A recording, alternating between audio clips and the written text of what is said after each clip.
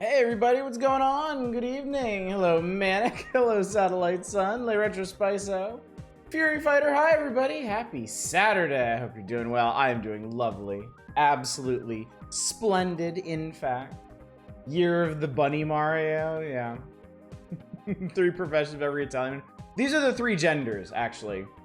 Fireman, astronaut, and rabbit. Tag yourselves. But yeah, I hope you're doing good. What's up, Naren? Guys, the endgame of the Ascent does not seem to respect your time? Really? I don't Are you talking about the backtracking down into the core? Because I don't remember minding that so much. By the time I hit the endgame of the Ascent, I was just like stuff would die just by being in my general vicinity. A lot of back and forth in general. Yeah, I didn't actually mind that so much. I think because a big part of the Ascent's appeal to me is the environment, so I didn't really have a problem beholding them over and over. I could see where that could be an issue for other folks, but I guess it just didn't bother me personally. I hate Mario's Astro nipples. He's got fembot boob cannons. I mean, Mario's had every other kind of suit. He might as well, yeah. Had to point those out, huh? What's up, Worst Elephant? Good to see you tonight. I'm gonna go back to the Ascent eventually, and I'm gonna play the DLC. I just need to get in an ARPG-y mood. An RPG slash cyberpunky mood. Right now I'm in a RimWorld mood. I picked up RimWorld today, and I started learning it. And I've already learned many things. I've already had one colony destroyed by an extremely angry giant badger, I think, or something. I don't know. He was not happy with us. Wombat or something. Yeah. But it was a good start nonetheless. I've learned a lot. I've learned what you can and can't do with 3 colonists right from the start. Played this on Game Boy. We're gonna play this on Game Boy, Zem. Good to see you. Make us whole. That's what I'm here for. What's up, Numberless Dread? Good to see you. No mushrooms or snakes? No. Nope. One raider had showed up and I captured them. And I was trying to get them to join us. And they went berserk, and Hulk smashed the door out of their cell and went on a rampage, and they went and they punched a giant wombat or something. And so we went and took them down, but by the time we took them down, the wombat was angry. So we shot the wombat, and that put another wombat on the warpath, and they came in and they just cleaned out our colony. It was great. I was having a wonderful time. Good game, too easy as I recall.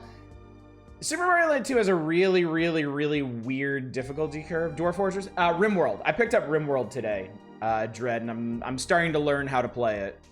Very slowly. Cyberpunk plus Mario 2077, except coded so Mario keeps it inside his pants. I suppose Nintendo would mandate that, wouldn't they? Yes, I know you picked up Pizza Tower. I remember you raving about that last night. Interesting. I'm stupid. I was wondering why the island was cut in half. That's the page break. That's where Wario sat on it. That's where Wario butt stomped it in half. It's a V Mario. So I'm very excited to play some more RimWorld. I was messing around with some other stuff too in the afternoon. I also found a new YouTube channel that I find absolutely fascinating. Dude, I think his name Marcel Voss, and he has made it his mission in life to just bust Roller Coaster Tycoon completely open. Like, he actually goes into the code and figures out how things work. And like right before this stream, I was watching a video where he breaks down what the maximum number of guests you can get into a park in 1 year is. And it was so interesting and absurd. You basically get every guest that enters your park trapped in an infinite queue line with entertainers and TV monitors so they don't lose their minds. And then you build a bunch of disconnected rides and stands elsewhere in the park just to get awards for them to attract more people into your queue line purgatory. It was fucking fascinating. RimWorld's pretty fun. Learn how to design a kill box and you're golden. I think just learning to survive first is going to be my major hurdle. Apparently, I gave my colonists too many things to do, and they stopped doing important things, like gathering food. So I need to streamline a bit when I start a colony and not build one of everything that I see. So I was hoping it was Toy Galaxy. First became aware of Pizza Tower from a friend of mine having Pepino in his video wrestling show run through one of the old N64 games. Oh. I was watching a bit of Lobo stream Dead Space, and whatever reason, I forgot they made Isaac talk and gave me a nostalgia burst hearing the VA. Oh, really? Huh. Isaac never talked in the original. He was a mute protagonist in the very first Dead Space. I guess they've changed that. Not counting Odyssey, Frog, Raccoon, Tanuki, Hammer, Bro, Cat, Squirrel, Rabbit. Mario isn't an astronaut. I could show you that. You should just scream. That is true. He did scream a lot. I figured that was how he communicated. Isaac was a man of few words, but many yells. All I said was fix the lockdown and did that arm pump motion hearing them. All animal forms for Mario.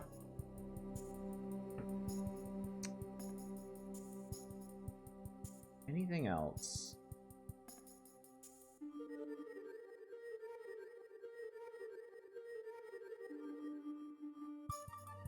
I probably haven't played the corner case Marios where there would be any other form, so.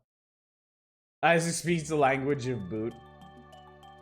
Managing cleaning duties alone is a bit of a puzzle in and of itself. Yeah, oh god, my colony was filthy by the time everyone was dead. I mean, unsurprisingly, like, most of the colonists were splattered over significant portions of it. But even before that, it was extra grimy and such. When you're working, you'll pick up the remake yourself. Few words, but constant screaming. I'm trying to decide if I want to pick up anything else in this base building sale. I'm gonna get Project Zomboid. I am utterly fascinated by that game.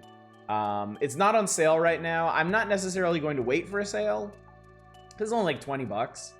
But I think as long as I'm learning RimWorld, I don't need to get another big game to really, like, pick apart. But I'm trying to figure out if I want any other city builder games or management sims or something, so. Do you need to make sure someone's assigned to clean and to prioritize it? Yeah. I'm still learning how the work order thing works. It's a little confusing because it seems like some things overlap, but they don't.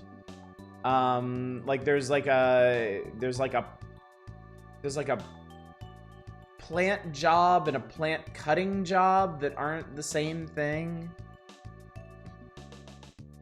And it took me a while to figure out just which of those was the hauling, which of those covered hauling. So yeah, it's gonna take me a while to come to grips with it, and I'm fine with that because it's very entertaining.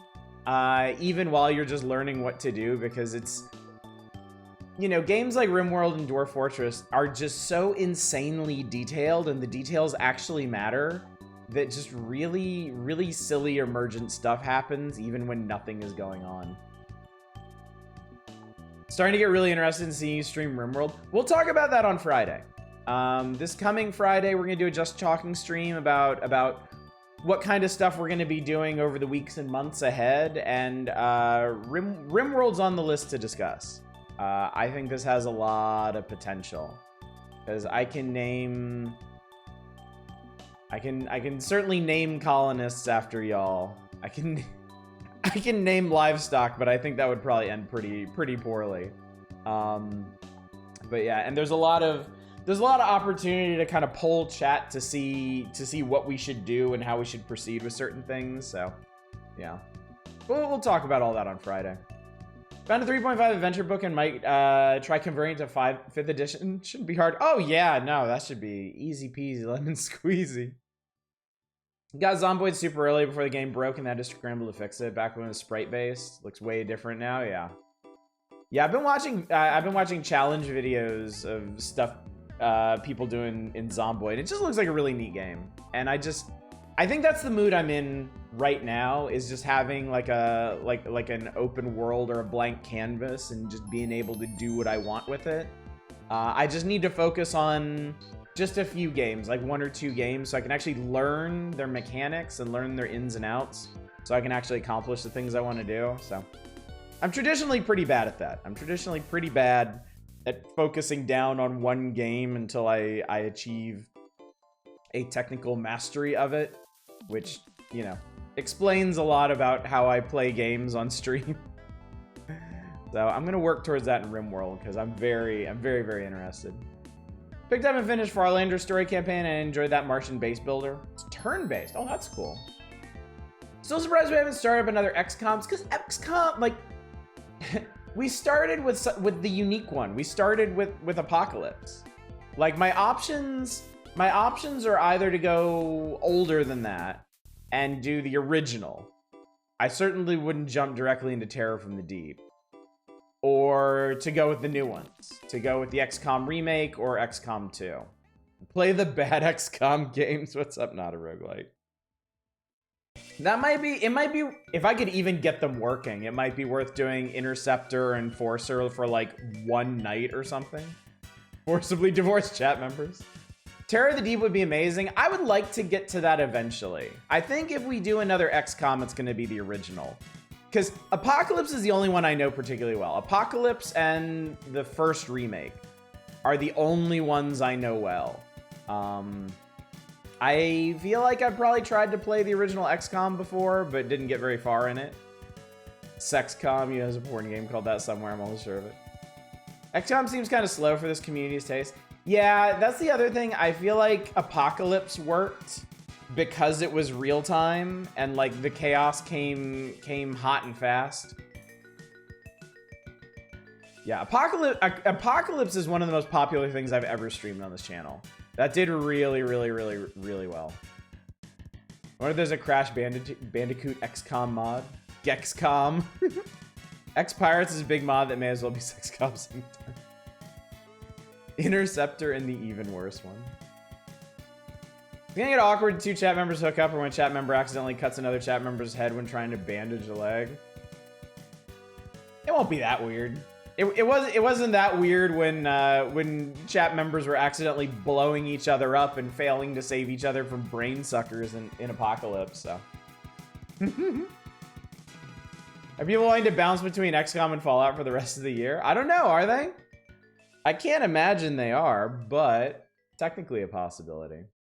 Well, Fallout, I think after Fallout 2, we're all gonna need a break from Fallout. I think we're gonna be good at that point. I wouldn't want to jump directly into Fallout 3 if we're even going to do that for a while.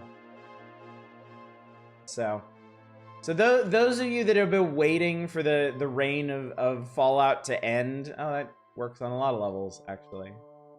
It's like an onion, it has layers.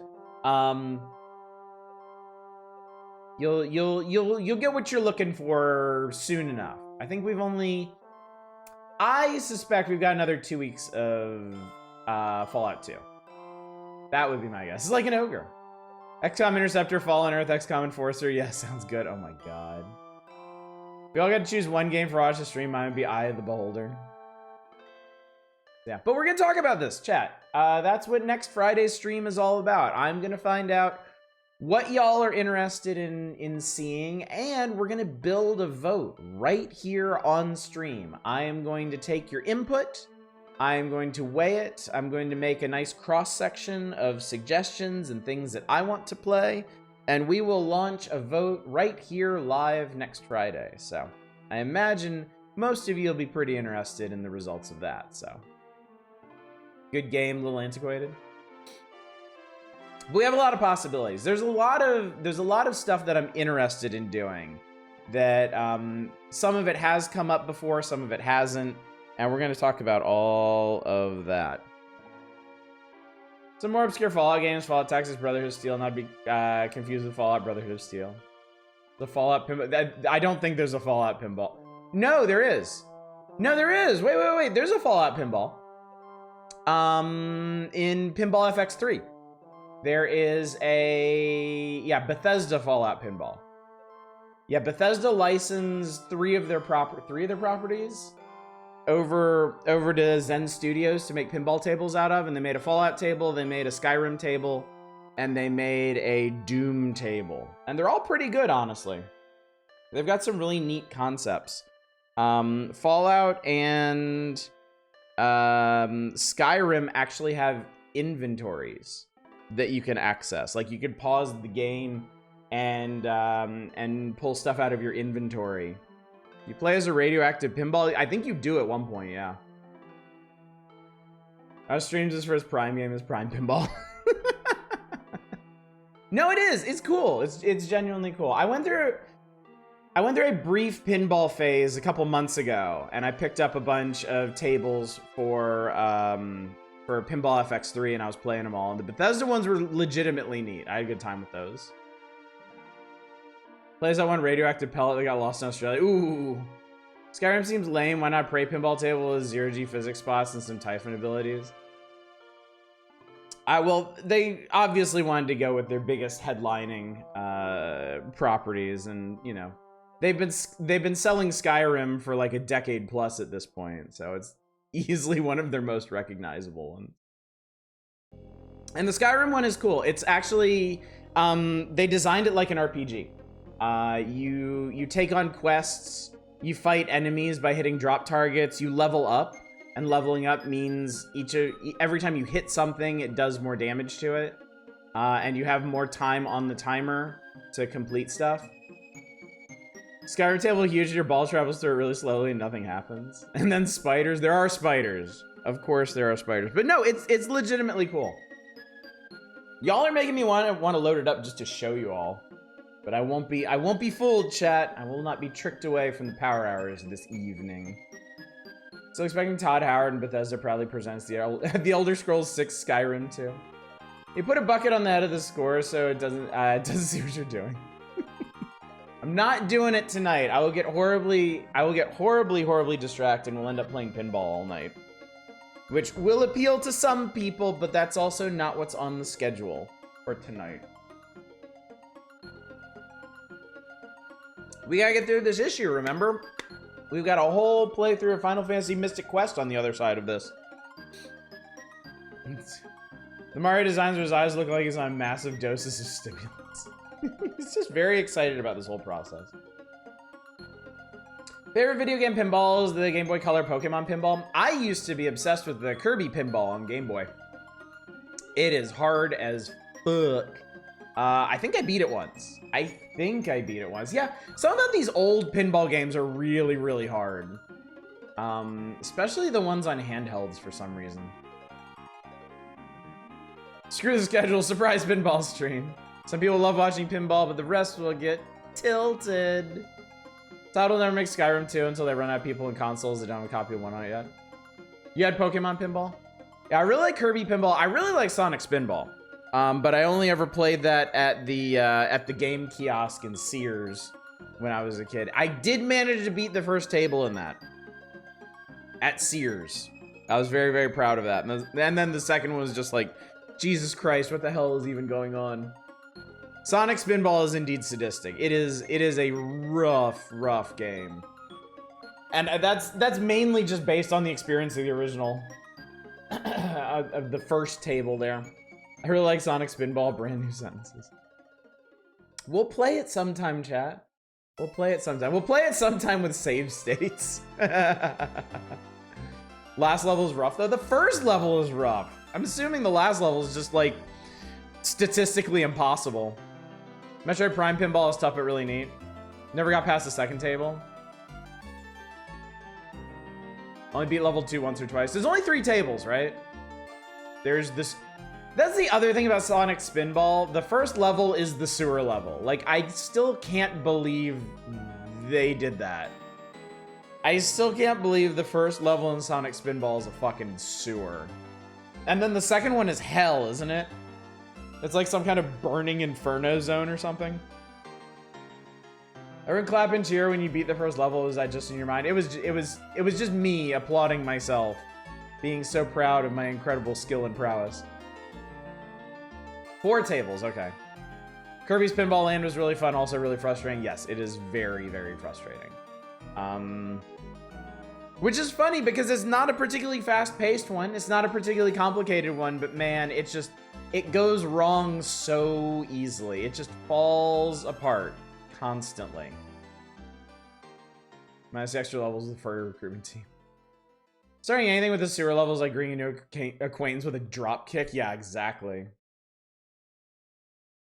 I have absolutely had times in Kirby's Pinball Land where I was on the cusp of getting to the boss of a table, and I just, like, I missed one thing. I got one bad bounce off the ball, and it fell all the way to the bottom of the table. Each table is 3 screens, and you gotta do work. In general, you gotta do work to get from one screen up to the next one, and I just, like, I basically lost all my progress in an instant. Exactly like not roguelike said. Speaking of sadistic Kirby Golf. Speaking of Kirby, the Kirby Golf game is coming up soon, right? That's gonna be a fun stream. It should be, yeah. I don't think it's too much further ahead. I played that one a little bit. I just the early levels when they're easy and simple and just kind of like a little puzzle to figure out how to get a hole in one. And I like those, but I'm sure it gets a lot harder. K's Powerhouse Machine Assembly Rocket. Interesting. Okay. Well, at least they have some kind of thematic consistency to them.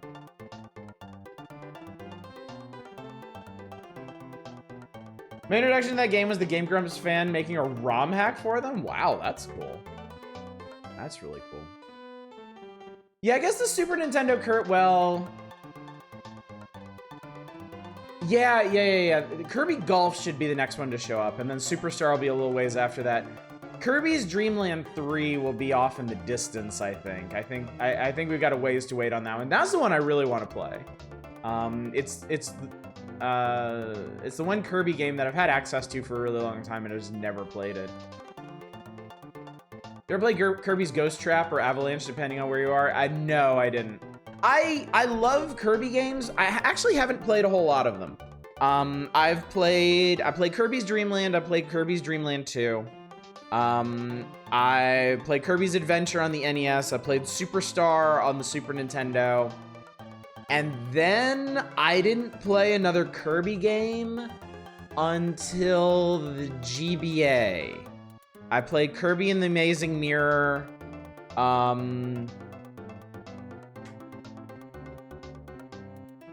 I swear to God I played Kirby's Squeak Squad, but I don't remember if I have it or not. I played Kirby's Canvas Curse on the DS. And then I didn't play another Kirby game until Forgotten Land on the Switch. So I missed a lot of Kirby games along the way. No, I never had a 3DS. So anything that came out on 3DS I missed. Never played Epic Yarn, no. What was so good about the mirror? Kirby and the Amazing Mirror is a Metroidvania. So I actually, that one is one of my favorites. I really, really like that one. I think my favorite Kirby game is Superstar. I think Superstar is like the quintessential Kirby experience for me. I think Forgotten Land is right behind it. I think Forgotten Land is amazing. My second favorite used to be Canvas Curse. I love Canvas Curse. I think that game is incredibly clever and really well done for what it is. I played Dreamland on Game Boy, so that's my favorite by default. What'd you think of Star Allies? I played the demo for Star Allies. It just didn't feel good to play. I hate to be a frame rate guy, but it felt like it ran really badly. Like the frame rate felt really low and it just didn't feel like it flowed well. So which made me sad because I wanted to get it and I wanted to play it, but I wasn't really enjoying playing it. Two N64 games I wouldn't complain if they got played before the magazine showing, those being Ocarina of Time and Kirby 64. Well, Lodril High is gonna take me to task if I don't do Ocarina of Time probably sometime this year. I feel it's not really been stated outright, but I feel this shadow looming over me that if I don't get going on Zelda games, like, something bad is going to happen to me. This dark cloud is hovering over me. Am I a frame rate guide if I want nothing less than 30? No. It's just, I don't want to shit on a game because it doesn't run at 60 FPS. At the same time, Star Allies felt really bad because it didn't. And that's generally not a thing for me, but I really want that game to run smoother. I'm a frame rate guy in that I think anything current gen should run at 60. I wouldn't go that far. I generally don't have a problem with 30 FPS games. But I feel like there are some where it's conspicuous, where it's like, this could definitely be running better. And I think Star Allies was one of the rare games that triggered that for me, where I was just like, it just wasn't enough for me. Also, rather 60 FPS over finer textures and more particle effects. Yeah, that's a big personal preference thing, and I get that too. I get that. I have played when I was playing a lot of FPSs, like modern FPSs. And I didn't quite have the hardware to run it. I would always turn the settings down until I got consistent frame rates. I would always take the graphical hit if it meant playing FPS smoother. So I'm putting it bloom and motion blur in games. I hate motion blur so much. I hate motion blur so much.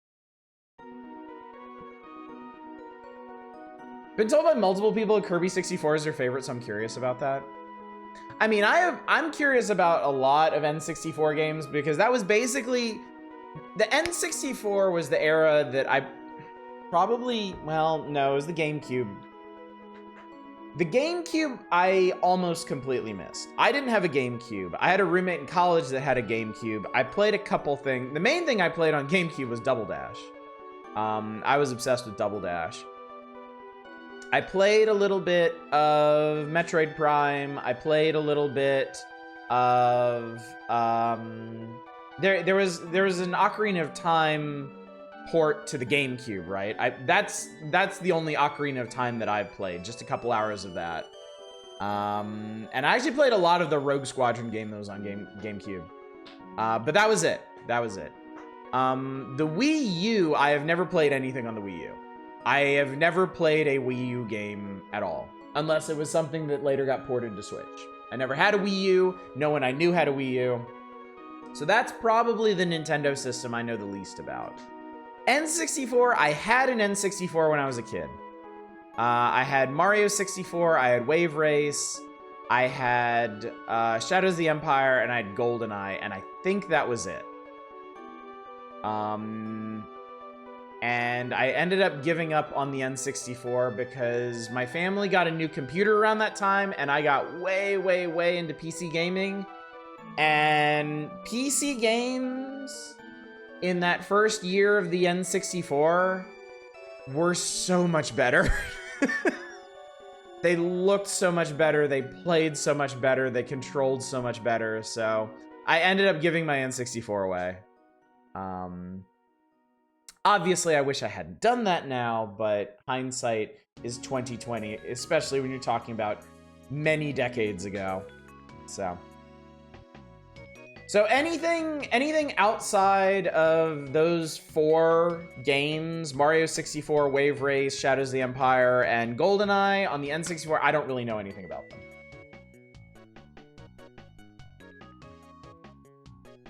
I didn't even rent games for the N64. Should have played Quest 64. I suppose if I wanted to kill my interest in JRPGs, stone dead. Blast Corps on the N64 is a scream. I mean, I know about all these games from Nintendo Power, I just haven't played them. So now, coming back to it, I'm gonna be like a kid in the candy shop when we get to the N64 era of Nintendo Power, because I'm gonna remember reading about all these games and I'm finally gonna have the ability to play them. I will have the ability to play them by then, so. Screw hindsight, look what happened in 2020, yeah. Skid, Motion Blur, and Super Mario Land 1 always seemed like cool speed lines to me. Super Mario Land 1 does have a really unique look to it, and I think that weird, like, LCD motion blur thing that has going on is part of that. But it's also just an extremely unique game in the Mario canon. PC Classic Harvester was released the same year as the N64. Who could pay attention to anything else? Stepdad had an N64, my dad had a PSX, and I still say PSX over N64. I feel like they just had very different games. You know, our stuff like RPGs moved away from the N64 because it didn't have the storage space for the way the genre was evolving. Whereas, you know, cartridges and near instantaneous loading were much better for like action and multiplayer games.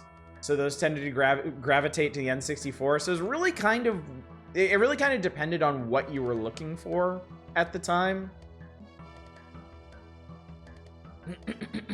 Harvester was a fucking trip. I've seen a Let's Play of Harvester. That's enough for me. That game is wild. That game is unchained. N64 didn't have a lot of games in general. It wasn't like a huge library, that's for sure. The PlayStation definitely had more games.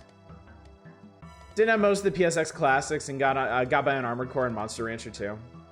Do love Paper Mario and N64 though. That's one that I'm definitely not gonna miss out on.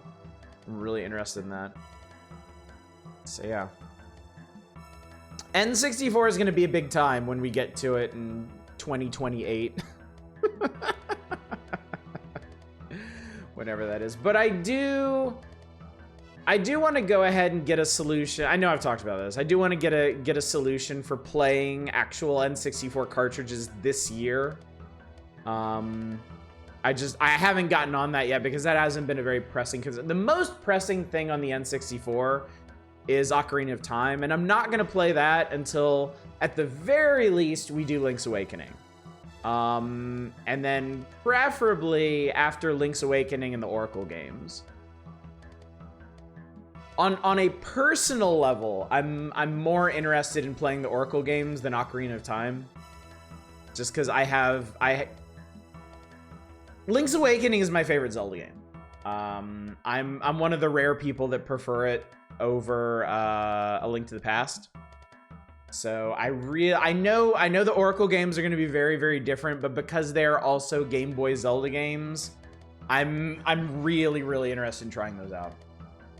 Did you play Switch Remake? I did not. No, I did not. And when we do Link's Awakening, we're either going to do the original on Game Boy or the Game Boy Color port. But between Thousand Year Door and Paper Mario 64, I think prefer Paper Mario 64. I get why Thousand Year Door is most people's choice. Yeah, I can't wait to play those. I can't wait to see what people were so excited about back in the day. The only game I have played in that series was Super Paper Mario on the Wii, which, as I understand it, was a real departure from Paper Mario 64 and Thousand Year Door. Like, it was very different. Also, I tried to play it in Japanese. I didn't know what the fuck was going on most of the time. I had this Terminal Velocity ripoff called Fury 3, but I think it was pronounced Fury Cubed. It was honestly extremely good, but apparently Terminal Velocity is making a return. Oh god, we played Terminal Velocity. No, we did play Terminal Velocity one night. We did a shmup night recently. I played that, and it was pretty neat. Here, the Link's Awakening DX is still the definitive version. That's what people have been saying I should play. So I know it adds an additional dungeon, like a color dungeon, and I am very curious about that. So, Wind Waker might have surpassed Link to the Past for you. I happened to snag a copy of Diablo 1 on PlayStation way back when. I was getting sick and Dad would give me a game if it was time in his home, so we found that Electronics Boutique. Yeah, Electronics Boutique. I never had to spell that. Walmart has a few of the Zelda Game Boy Minis. Walmart near you. Super Paper Mario is an extreme departure gameplay-wise. Platformer 7 RPG, yeah. I mean, I thought it was neat. I'm sure I would have enjoyed it a lot more if I had any idea what the hell was going on in it. I reached a quest that I couldn't complete because I couldn't understand what they were telling me to do, so.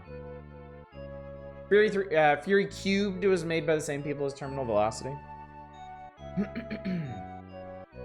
I do kind of like those arcadey, like space shooter games like Terminal Velocity. They have a certain charm to them. Although, like, I think back on them fondly, and then I start playing them, and I get tired of them really fast, so. Two things we never saw spelt before. I mistook anemia for enema. The doctor look at me weird.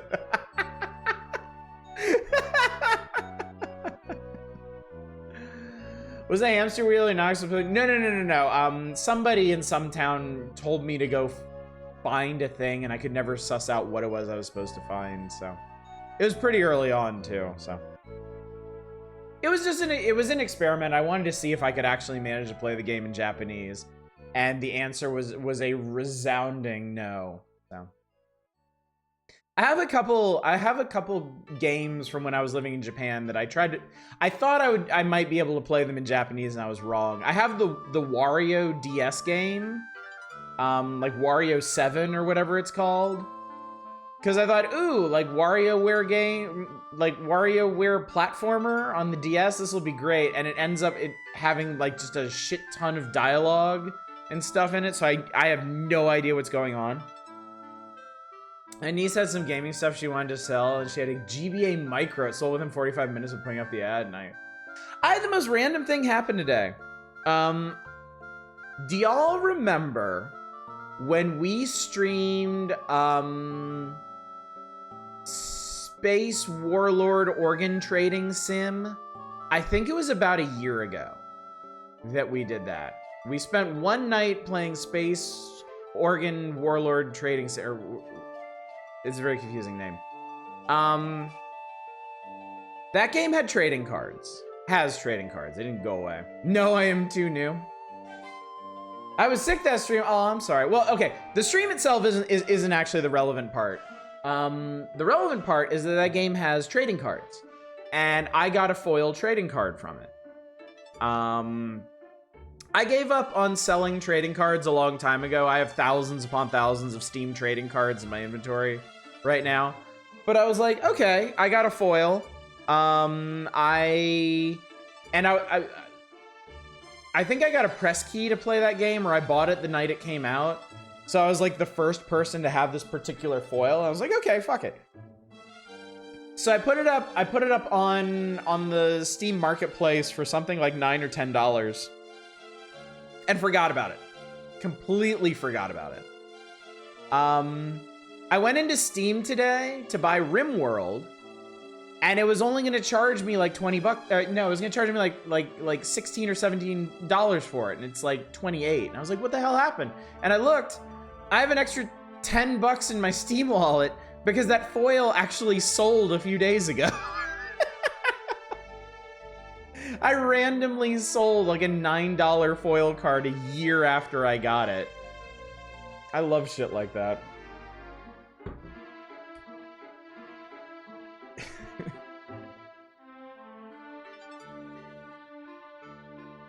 So that was exciting. That put an extra spring in my step today. Be sure to put on your taxes as charity. And crush the cards for gems and snort the gems in VR. This is how you get on the secret beta for Half-Life 3. Oh, don't even joke about that. Half-Life 3. Ugh. Apparently Factorio never goes on sale and now it's going up in price. Yes. Yes, it is. I kind of lost interest in Factorio. I was really interested in it while I was in development, and they would post really interesting stuff on their Steam news page about that game's development. And then I remember a couple months back or something, one of the developers, I don't even remember what it was now, but one of the developers was posting like really shitty stuff on some message board somewhere. I feel like it was I think it might have been like really like nasty transphobic stuff or something. And that was enough for me to be like, yeah, whatever. Forget this game. So happens to a shocking number of games when you get down to it. Fighting my brain for Fallout 4 build and finally found what I want, a raider focus on drugs in game, buff outs and Psychojet. I have an offer that makes drugs last 50% longer. A China Lake pump action grenade launcher. Playthrough's been going insane. That sounds pretty funny. Can't be worse than the Dama dev going Stark Rain. That is peak. That is peak. I don't think there's ever been a developer that has melted down as bad as the Domina dev. That was a sight to behold. That dude posted like a character from a political cartoon. That dude did not post like a real human being. It was insane. Must have missed that. Oh my god. The dominant dev was like, I would say like sneaking transphobia and anti-vax stuff into their patch notes, but no, they were just posting really shitty, like the shittiest right-wing stuff they could come up with right there in their patch notes. And people started calling them out for it, and they doubled down on it, and Valve was like, nope, and kicked them right off the store. None of journalism and video game ethics. Yeah, the Domino one was a spectacular flame out. That was incredible. Usually it's game gets popular, and then a year or two down the line, someone unearths some shitty posts from the developer from somewhere, and they either meekly walk it back or pretend it didn't exist. But Domina dude just like leaned his whole ass into it. Leave trans people out of political wars. Jeez, yeah. If only people's identities didn't have to become political footballs for people who then demand that you take politics out of the things they don't want to see politics in.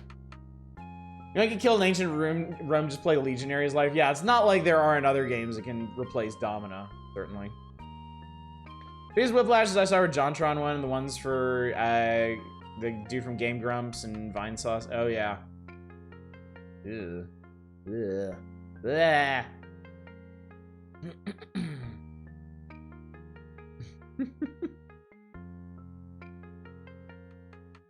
Yeah.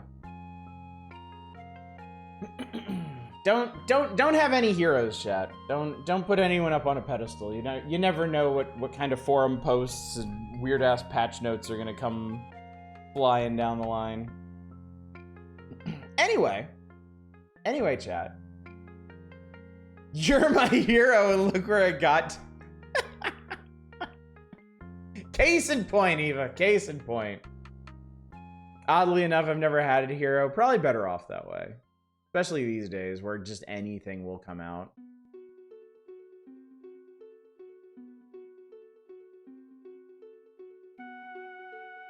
Bad news, someone's dug up Mario's old tweet. Has Mario been milkshake ducked? I guess he's never had a duck suit, huh?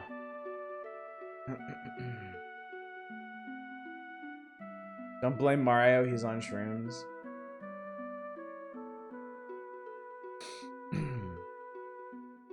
Yeah, let's see what Mario's up to here in 6 golden coins.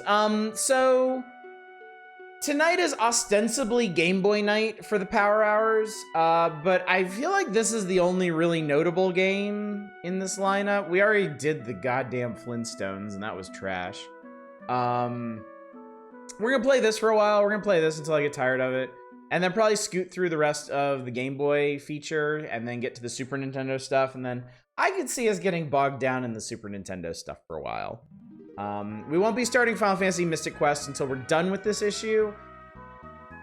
But I mean, if we're being honest here for a second, chat, this is the issue we're on. So we may be stuck on Super NES stuff for a while. Yeah. Oh no. Oh no. Get set for the biggest adventure in Game Boy history. Super Mario Land 2 follows our Koopa crushing heroes. That's gross. Koopa crushing Koopas? Oh god. Ugh. As he returns from victory in Saharsa Land to find the citizens of Mario Land in a brainwashed stupor. The kook behind this chaos is a pesky plumber impersonator named Wario, who is hiding away in Mario Castle. Mario must uncover 6 golden coins so he can enter the castle and lift the spell from the land.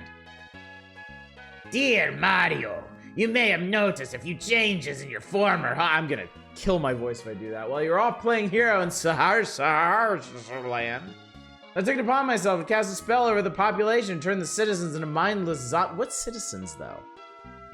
What citizens, though? Does anyone live in Mario Land? We're gonna talk about this when we get into the game. I've also moved into the castle on the hill, so I fear you'll have to look for new accommodations. My entire operation is run from Wario Castle. The entrance is magically sealed. The only way to break into this fearsome fortress is to collect the 6 golden coins and place them at the entrance. The coins are hidden deep within the zones of the land and guarded by my army of oblivious devotees. Don't even think you're trying to thwart me, Mario. It's Wario's world now, and there's nothing you can do to stop my sinister scheme. This piece has attacked someone.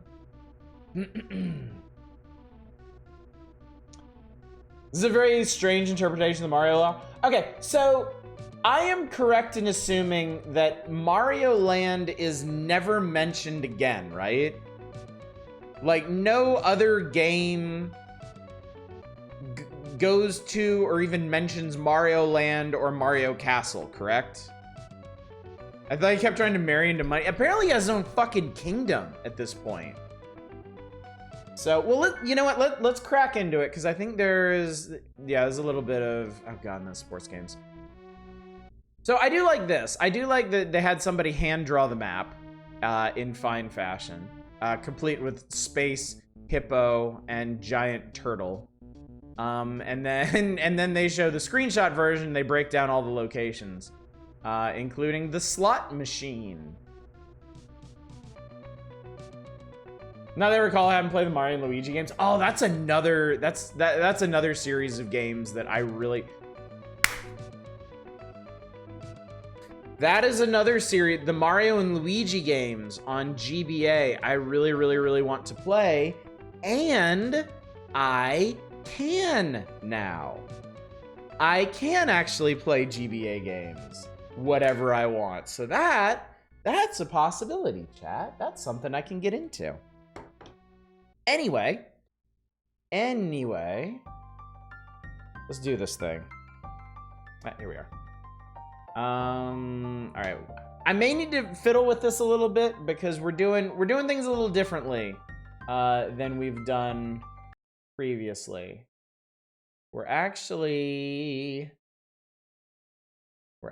back on the analog pocket for this, and hopefully everything's gonna work out. Might be loud, might need to be adjusted. Yes, that's what the game is. Very good. Very good.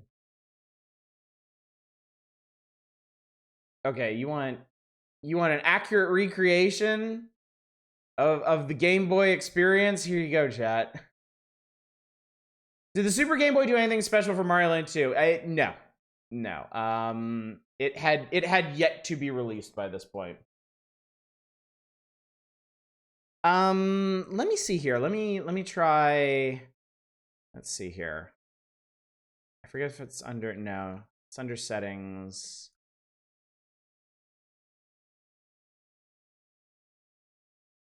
Let's see, is it video? Ah, yes. Okay, here we go. Display mode. So you can go with analog Game Boy. What was that?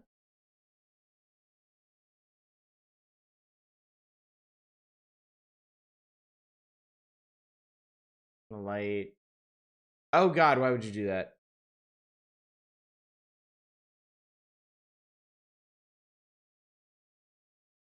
Ah, okay. So this is how this feels like I'm looking at an e-ink screen. Analog really went out of their way to try and re. So this is their default. This is how it plays normally, right? On the Analog Pocket, but it does have these filters to make it look as accurate to like the original Game Boy, the Game Boy Pocket, original Light, like the backlit Game Boy, I think. Pinball Neon Matrix is a Virtual Boy VM. I think they threw this one in here to make it look like an old, like the old, like digital readout on a pinball machine, just because. Is there a GBC version of this game? I don't know, actually. I don't know. Anyway. Oh, hang on. Let me reset the sound.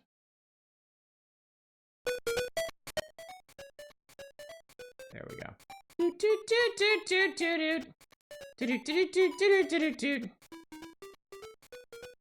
So this is the file select. Still surprised me that Nintendo has such a hard on for releasing their handhelds with that backlight up to the original DS. Like, what the fuck, guys? I know, right? I know. The GBA SP was such a revelation. I need to share this with anybody who's never played this game. You can turn Mario into a bomb.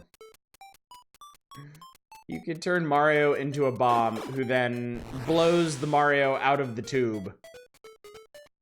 Battery life must have been freaking precious. Well, okay, look. The original brick Game Boy devoured AA batteries. It went through them very fast, so I believe them when they say if they had backlit the original Game Boy, like it would have just been unworkable. It took 4. It took 4 AA batteries, and that would last you, depending on the game. I wanna say like 3 to 4 hours, maybe. They had a backlit Game Boy Pocket. Anyway. So when you start the game, they start you here. This is like the tutorial stage, I guess. I'm gonna have to claw this thing. Goomba. Whoop. The hills are so angry. It's a very angry game. Oh yeah, and they actually have fast pipes in this one. Like they don't cut to subterranean areas. They just pan across the pipes. Yeah, shells are not physics objects until they hit the ground. The physics in this game are weird. Like, look, I know this looks, for anyone who's not familiar with this game, I know this looks much more like a conventional Mario game than Super Mario Land 1 did, but really, it's just as weird as Mario Land 1, albeit in a different way. Oh my god, the graphics are so much better than Super Mario Land 1. Also, it's got some, like, one-ups or hearts. The music for the star is really bizarre.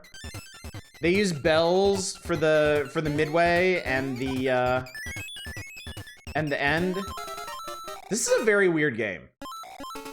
It bears more of a visual resemblance to Mario games than Super Mario Land 1, but it's still really, really weird. I forget how you get this. Oh my god, that's right. Mario has a spin jump in this one. And you get it. Okay. You get it by pushing down while you're jumping. I completely forgot about that. All right. I need you. Oh god, that's ugly. I need y'all hang on for 1 second. I will be right back.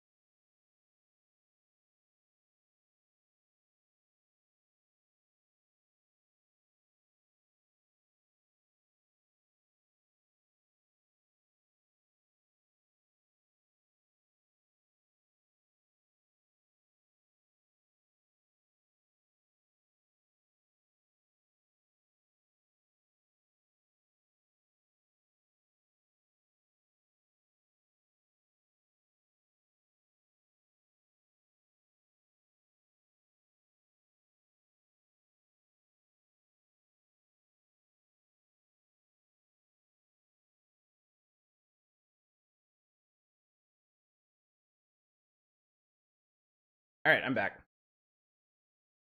I'm having a stroke or is the screen kind of frozen? This is what happens when you pause in this game. Gross.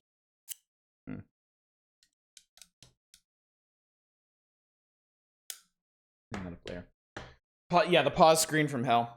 I cut my thumb on something. Stop it. I cut my thumb on something earlier today, and I totally forgot about that until I noticed that my controller was slick. So. Oh, these are blocks you can blow up with fire.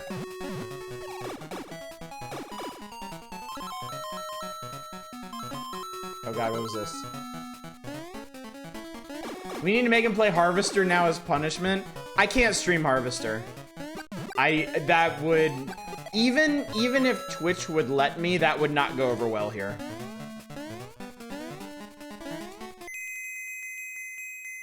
Harvester is way too edgy for this channel. Upgrade your controller to spiffy red color.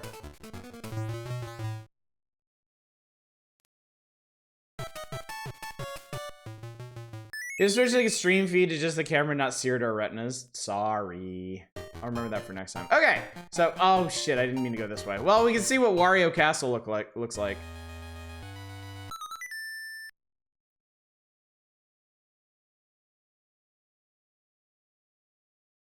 And that's that. Oddish the metal streamer bathing his controllers in blood. Alright, chat. What land do you want to see? Do you want to see Tree Land? Do you want to see Space Land? Do you want to see Macro Land? Do you want to see Pumpkin Land? Do you want to see Mario Land? Or do you want to see Turtle Land? There is a haunted area, yes. Okay, Pumpkin seems to be the overwhelming request here, so. Welcome to the Pumpkin Zone. Dun, dun, dun. Go inside yourself, we'll do that next. Also, what's up, Sarah? I see you there. Macroland, please, I love Impact Font. Where's Guillotine Land? Doot, doot, doot, doot, doot, doot, bada, bada, bada, bada.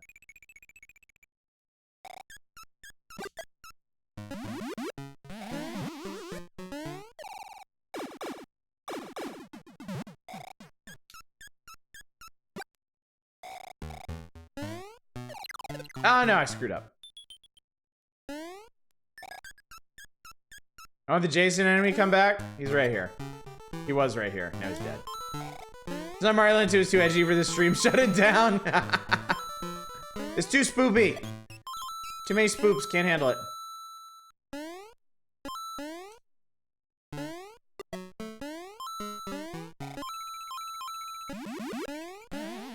Look, it's Bunny Mario. Bunny Mario could wiggle his ears and glide like an airplane.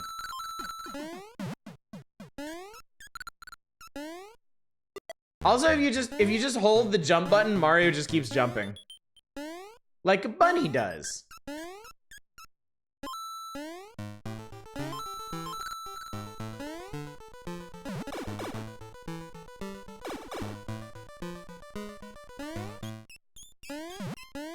So they do have boos in this game.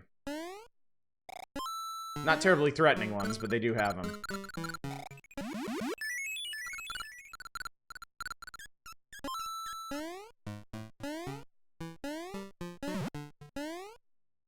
If Jericho wins Doomstream, that might be just on the edge of how edgy we can go. Jericho can be pretty rough. Jericho has some gross stuff in it. It has some off-color jokes in it. It's also an absolutely garbage game. So, your mileage may vary.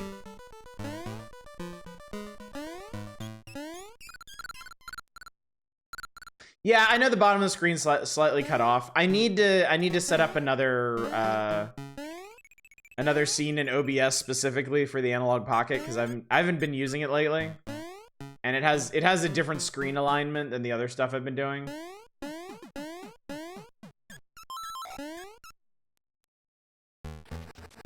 Oh my god, it's a vampire. Thanks for getting me up here, bro. Enemy design visually is really well done, if I remember correctly. There are some very creative enemies in Jericho. Just shame about the rest of the game.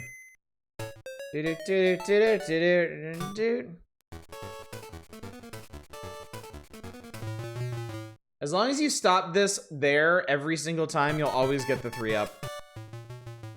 You let it go down, you let it go back, you hit the button, you get it.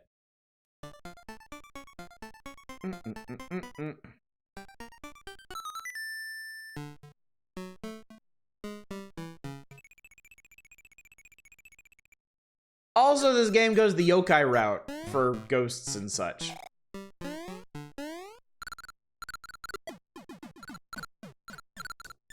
Spoopy one-eyed umbrellas and haunted lanterns and the like.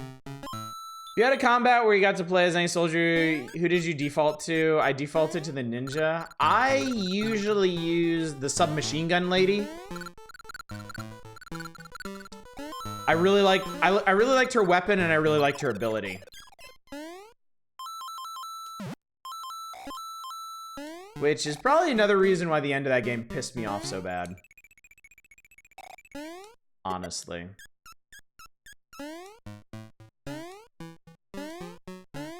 Now the stage makes sense.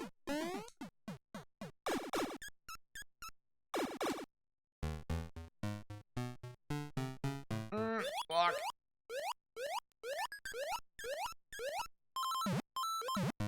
Wouldn't outplay a stage in a Mario game? Everything... Justin, everything in this game ends up feeling out of place for a Mario game. I'm not... Look, if y'all want to do Jericho, I'm not spoiling anything about the story. The story is hands down the worst part of that game. Also, I think I've talked about it before. Y'all are just gonna have to wait and see.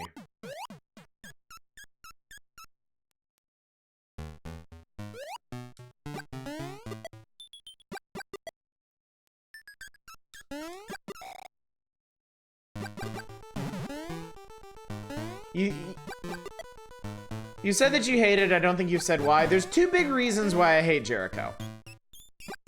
I need to backtrack for a sec. I think there's a thing I missed. There are two main reasons why I hate Jericho. One is the story. The story is garbage. The story starts out extremely promising. Like, the story has an excellent hook, frankly. And then it just totally wastes that premise and falls completely apart. It has one of the worst endings I've ever seen in a video game. Like, ever.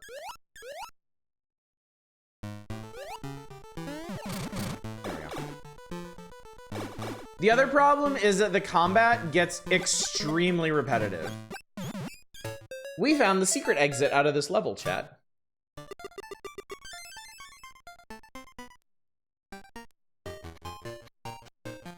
There are 2 secret levels in the Pumpkin Zone. And this is the... What is this place? Oh, yeah, this is the fly-in fun. Alright, I need to get a running start here.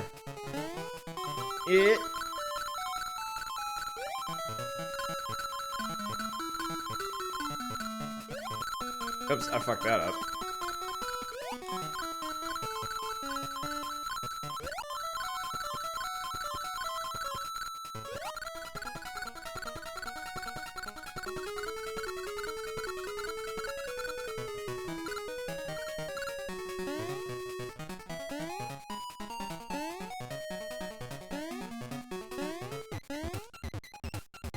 I guess we're going back.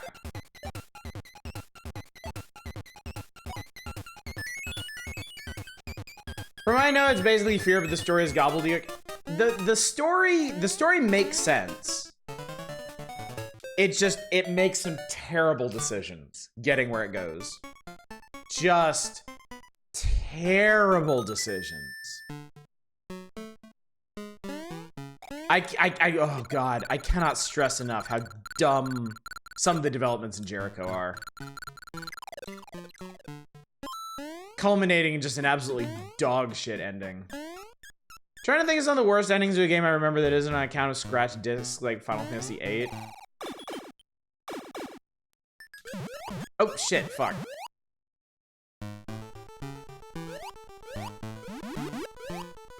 In terms of the worst game endings I've seen, game on Famicom has a legendary bad one where it has no final boss. You go all the way to the final dungeon, start the final boss, and it literally smash cuts to an ending screen out of nowhere.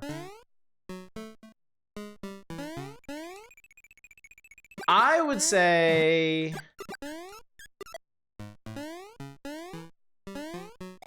Vagrant Story has one of the worst endings. Vagrant Story has maybe the worst final boss I've ever seen. And the ending you get for suffering through that is interesting, but not good.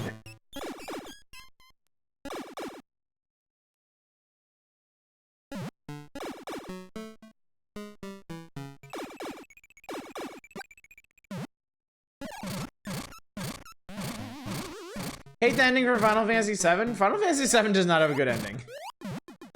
Oh, I didn't know you could do that. Fallout 3 original ending is definitely way up there. Yeah, it is so bad.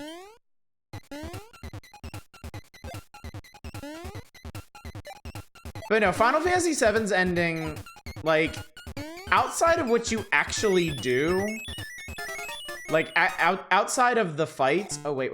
There's a, oh shit. How do you get up there? Oh, I guess you need to, yeah, you bounce off that guy, then you hit the bell. You don't recall what the Final Fantasy VII's ending is like? Oh, this is a tough one. I think I get carrot.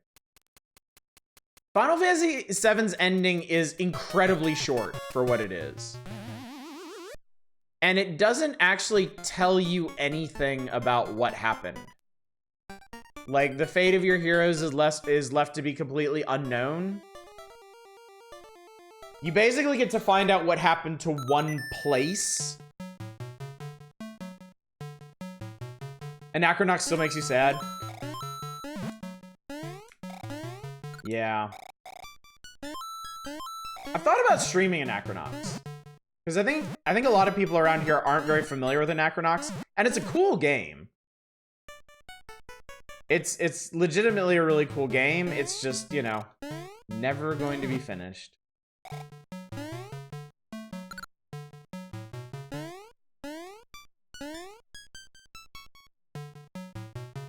Astyanax, you say? I've shown you the ending of Astyanax. Oh wait, this one has hang on, this one has a secret ending, a secret exit too. Where is it?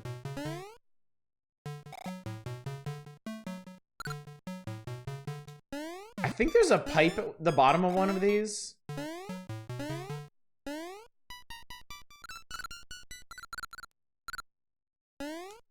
Not this one, apparently.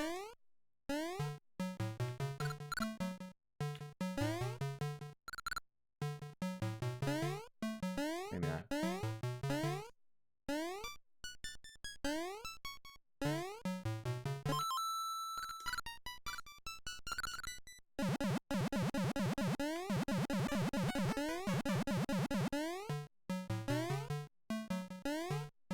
Hated Diablo 3's ending. I hated Diablo 3's story in general. Diablo 3 has a trash story.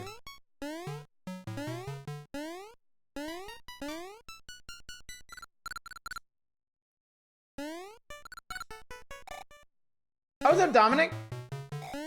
Didn't see you there.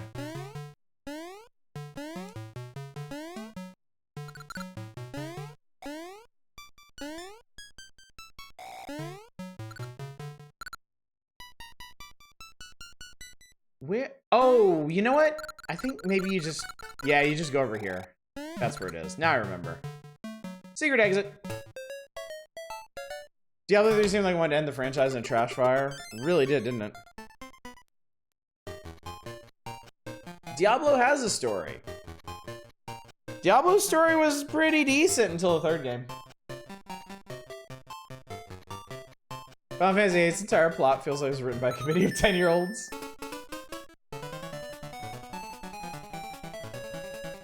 Diablo 3 has a story. It does. It's bad. It's real. Oh, I need this.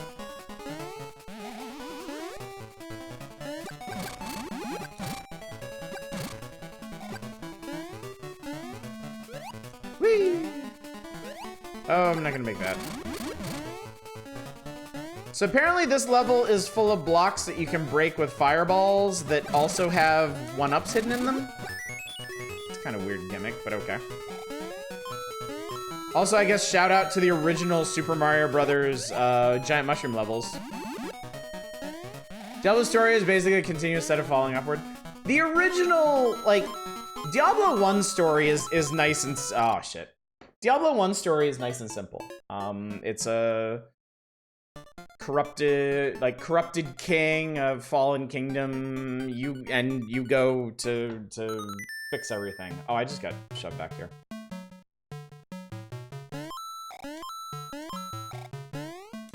And I just jump right on this guy. And so before we tire of this game, let me go to the Mario level, because you've seen the interesting levels for this area.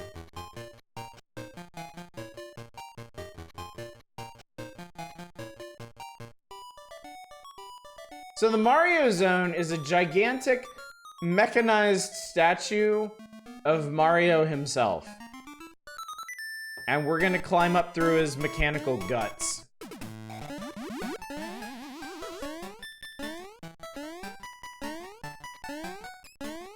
You know, Diablo's ending cinematic was not intended. The game's creators just received that ending from the animation studio. Were stunned but stuck with it. That's actually amazing. That's actually legit really cool.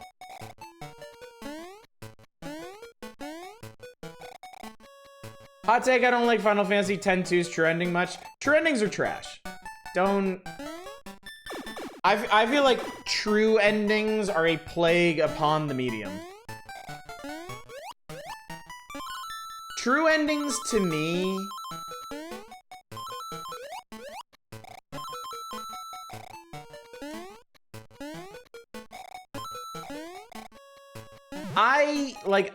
I enjoy a story with a lot of layers and a lot of facets to it, and I think part of that is I don't need the story to wrap up neatly. And to me, like, true endings feel like they exist for folks who absolutely have to have everything resolved.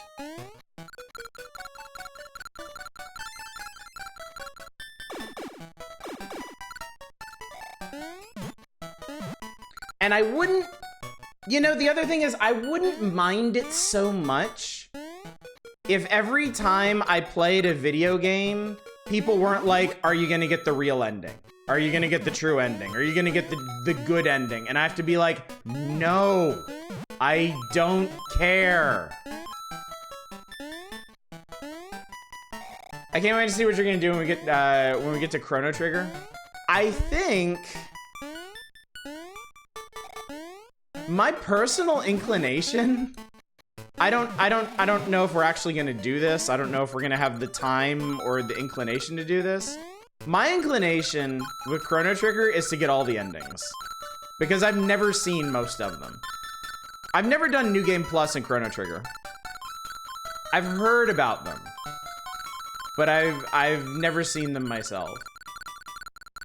And that's something that I've kind of always wanted to do, because I know there's a bunch. There's an issue of Nintendo Power, actually, that breaks down how you get all of the New Game Plus endings. I'm still amused you called the true ending of The Witch's House, expecting you to be main ending. Okay, I should clarify. Something like The Witch's House, I think I said this when we played it. True endings, like in stuff like The Witch's House, I like that. I do like endings where you're like, the different endings you get are like facets of the ending, and then you get one that is like the complete story. The true endings that I don't like are the ones like the ones like for Final Fantasy X-2. where basically you're chasing this thing all through Final Fantasy X-2, and in the normal ending, like the normal ending is basically acceptance. It's acceptance that you're never gonna get that thing, and that you need to move on with your life. And the true ending is, oh wait, no, you can't have the thing. I don't like true endings that, like, betray the message or the pathos of the other endings. I do enjoy true endings that expand upon the story. What is the Witch's House? Oh yeah, Witch's House was an RPG Maker horror game. We streamed that right after. Did we do that after Spooktober? I think. So, yeah, exactly what I dislike 10-2's trending. I really like 10-2. Final Fantasy X-2 might be my favorite Final Fantasy game to actually play. I really enjoyed playing through that game. But yeah, the story works infinitely better if you just go with the normal ending. And yeah, getting the true ending in 10-2 is just a miserable experience that no one should do anyway. It is an incredibly fun game. And a really charming game, too. I watched my brother beat Final Fantasy 12. I can't remember what the fuck the ending was. Some Final Fantasy. Ah, I screwed that up. There's a thing up there you can get. Doing anything optional in 10 is basically a miserable experience. Yeah, that was a really weird period for Final Fantasy games. The whole PlayStation 2 era was kind of fucked up. If you wanted to do side stuff in your video game, they had the most horrible, obnoxious expectations. Having loved Final Fantasy X, I actually found Final Fantasy X too offensive. I still maintain that's because you didn't really understand the story. I still maintain that's because you didn't really get where they were going with it.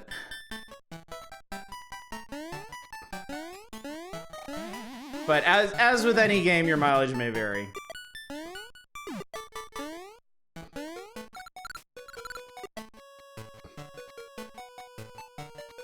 I'll just say true ending one more time, please. There you go.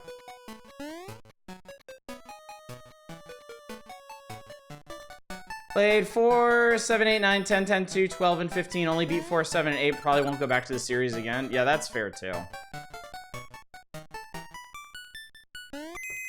The Final Fantasy series was good for me when I played it as a kid. It's definitely not something I'm so interested in anymore. The last Final Fantasy game I was actually interested in playing was 15, and I don't know. I guess while I was waiting for Final Fantasy 15, I played a lot of other stuff that just kind of impressed me more in the same areas.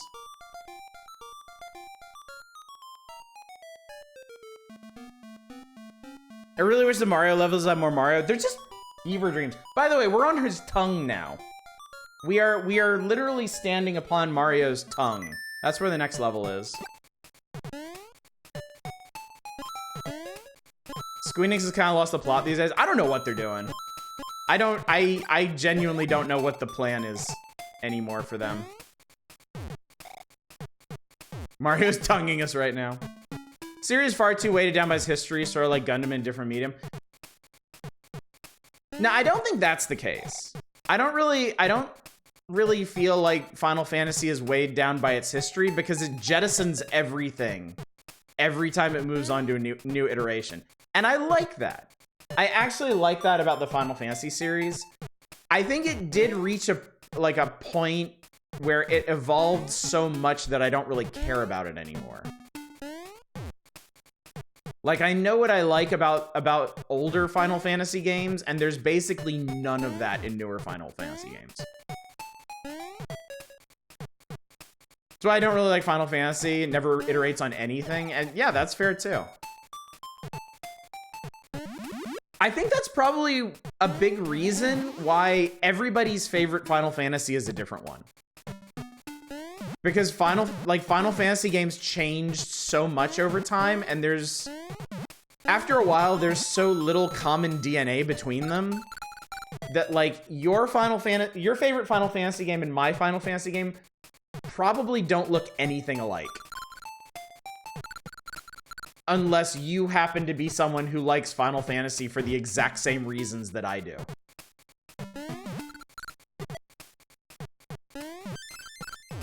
It's not like Dragon Quest, where there's like, I feel like there are certain Dragon Quest games that people are like, yes, these are the best Dragon Quests. These are the not so good Dragon Quests. And there's generally, this grabbed us by the neck. There's generally some accord there where you're never gonna get fans of Final Fantasy to agree on what game is the best or the worst or middling or anything.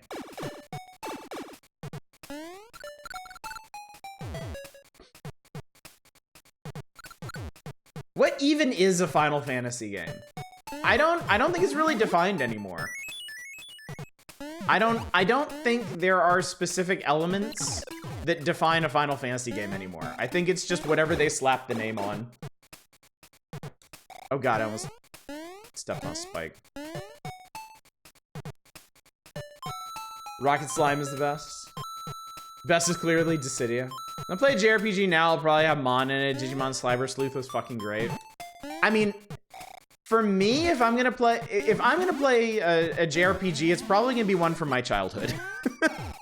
It's going to be one that I already remember liking. If not that, it's probably going to be an indie one that resembles the ones that I grew up enjoying. I don't think I'm the target audience for JRPGs anymore. I think JRPGs as a genre have evolved away from what I'm looking for in RPGs overall. Final Fantasy is a game with Chocobo, that's it. But not even all of them have Chocobos.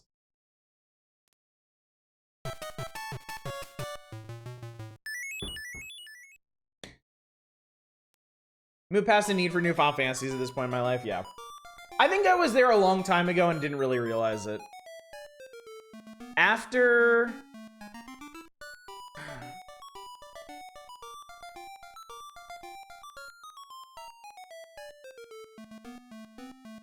I think it might have been Final Fantasy 11 actually. I was still like Final Fantasy 10 is my second favorite Final Fantasy. I love that game. And Final Fantasy 10-2 is like the most fun Final Fantasy I've ever played. So after those games, I was still really, really interested in the series, right? And then Final Fantasy 11 comes along, and for me, I'm like, what the hell is this shit? Because it came along at a time when I was absolutely not interested in MMOs. I did not care one whit for MMOs. It was my Final Fantasy. And then I heard about how it played, and it sounded like a living nightmare. It sounded like purgatory on a game disc. And I was like, no way in hell am I gonna experience that. And I think that was the beginning of the end. I think once the series itself lost its grip on me, I don't think there was any getting me back. Because Final Fantasy 12, I know people say Final Fantasy 12 is really good. I know people have said I should try it. At the time, Final Fantasy 12 looked like it was playing up. I wonder what the N and B up there means. I've always wondered that. Final Fantasy 12 at the time didn't look like the aspects of Final Fantasy that I really like. It looked like it moved away from the stuff that I enjoyed about Final Fantasy X. And nothing I saw about the characters or the plot made me interested in playing it. So I kept paying attention to Final Fantasy games, waiting for one to like jump back in with. And then like 13 came out and people were like super mixed on that. And then there were a bunch of Final Fantasy 13 games, and I didn't care about them because I didn't play the original Final Fantasy 13. And then Final Fantasy 14 was another MMO. So at that point, I was like super checked out. I think 15 was the last chance. And I did want to give 15 a chance, and then I didn't. So I think ultimately, I kind of left the series behind at 10-2. Not because of 10-2, but because of the things that came after 10-2. N&B blocks were Nintendo's attempt to compete with LEGO in the late 60s.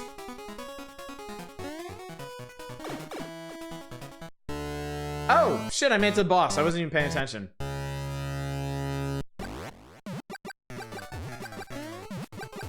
It's the Three Little Pigs. Why? I don't know.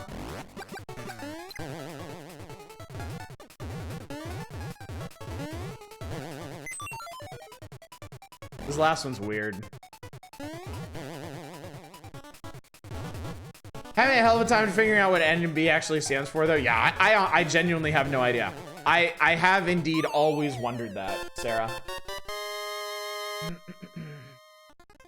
What I like about Cyber Sleuth is basically has a persona system with all the Digimon you can get. As far as I've seen, don't get penalized if you fuck up the relationships thing.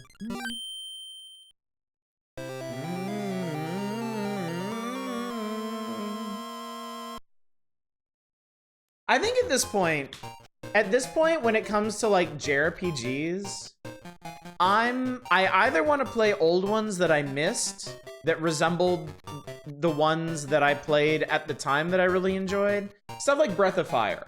I've never played a Breath of Fire game. I would be interested in playing Breath of Fire games.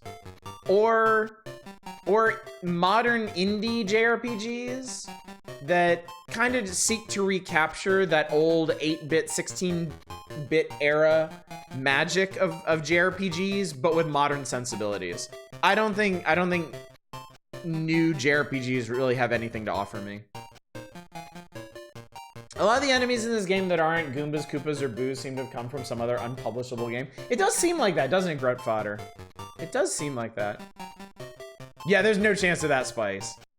There's no threat of that ever happening. Still think I like Monster Hunter Stories 2 more than the Cyber Sleuth because the combat system is really fun. I forget I'm playing a JRPG because combat keeps on your toes. That's cool.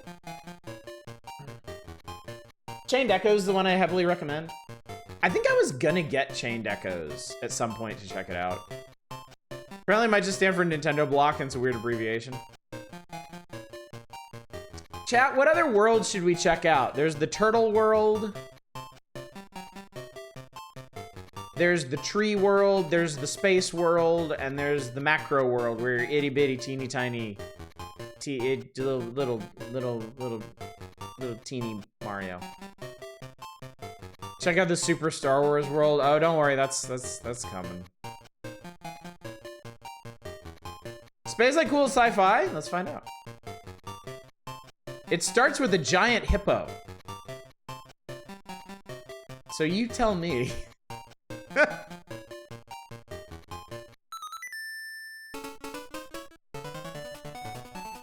It's a hippo.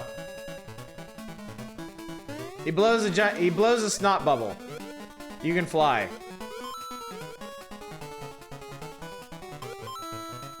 Do you get projectile shat into space? I suppose arguably you get projectile sneezed into space.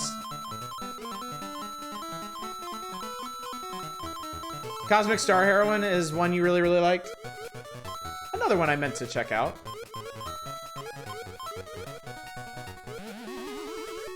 Aren't the spiny things from Kirby? They are, yes. That is true. I felt like Phantasy Star meets Chrono Trigger with spies. Is also really well paced and not long.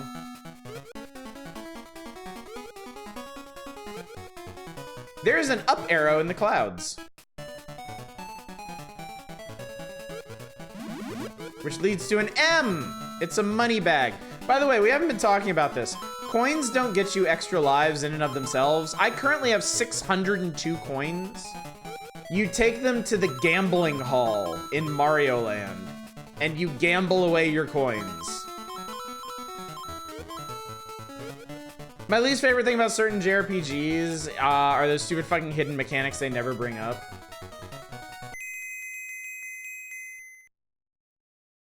Nintendo is big into having enemies cross over into the Game Boy games at this point. But gambling was illegal.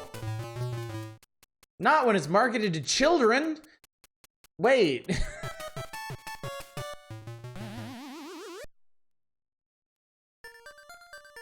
It's Space Zone.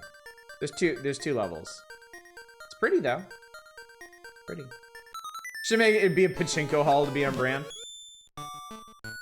So we are now Spaceman Mario, but we're also Fireman Mario. We're Fire Space Mario. We're Space Fire Mario. This is the Keen Dreams of Mario games.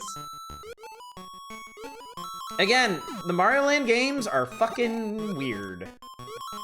They are odd, odd things.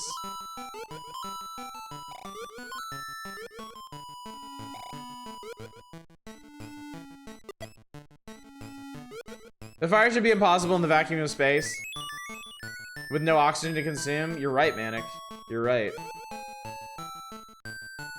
But Super Mario Land 2 cares not for your science. Mario is not a man of science, he is a man of action. I forget why I'm doing this. Oh, there's some, wait, there's something here. I remember now.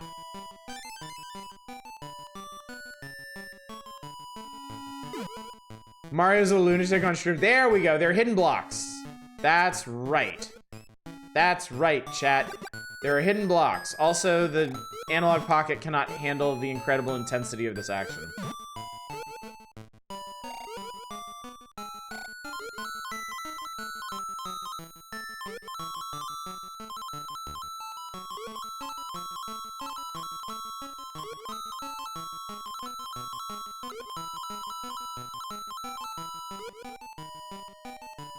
Secret exit.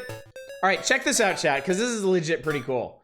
The secret level, there's a giant star that flies up and smashes into the moon's head. And that's where our level is, and we pissed off the moon. We've pissed off Mac tonight, chat.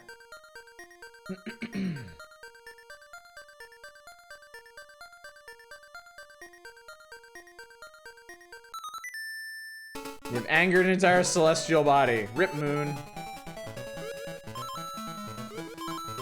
Penalty is death. All right, I think the gimmick of this one is that you're trying to stay on these pillars, and if you fall down, oh god, if you fall down, you miss out on a bunch of coins and shit. Cry for the moon. A literal moon crash. Bark at the moon. Bay at the moon. Howl at the moon. Let the moon be your guide. Alright, that was it. Moon, damn it. Alright, chat, I think we're done. I think we're done with Super Mario Land 2. If you will indulge me for a second, I actually want to try something real quick. I can't remember if I did this when I first got the Analog Pocket.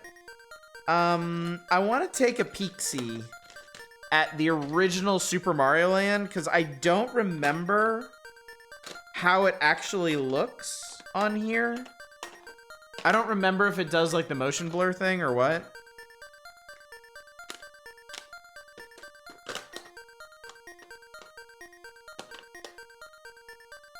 He's whipping out the Double Dragon. Yes, that's my great and terrible secret. I have a physical copy of Double Dragon 3. I don't.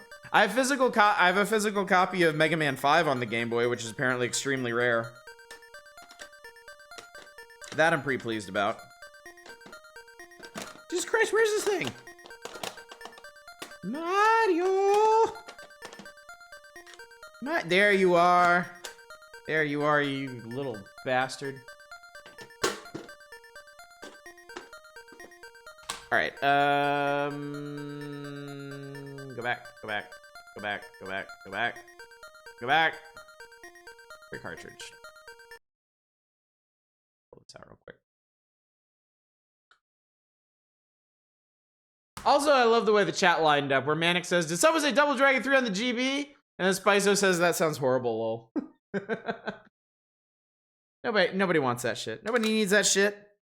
Nobody needs that in their lives. By the way, I feel like I probably should have shown this off since we've been playing Fallout. But I keep all my Game Boy games in a Vault-Tec lunchbox. I did not get this from buying the collector's edition of Fallout 3. A friend who did buy the collector's edition of Fallout 3 gave it to me. It is also dusty as fuck because it's either been sitting on the floor of my room or a shelf in my room for like 12 years at this point. All right, anyway, real quick. Let us revisit Super Mario Land. Do you have the canvas bag? Hell no, you got the canvas bag for ordering the idiot edition of Fallout 76. Fuck Fallout 76. God, this is such a weird game. I died. I died immediately. Hang on, I want to change it. Let's do the thing. Yeah. Yes! Yes, chat, my childhood. Okay, it doesn't do the motion blurring thing, but God, this is weird.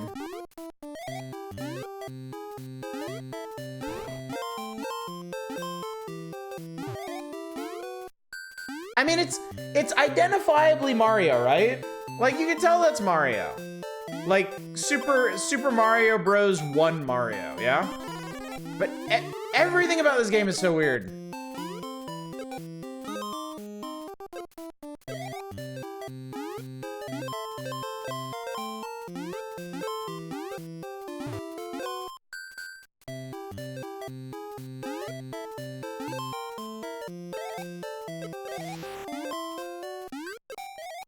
Koopas and Fireball. This isn't even a fireball. This is a super ball.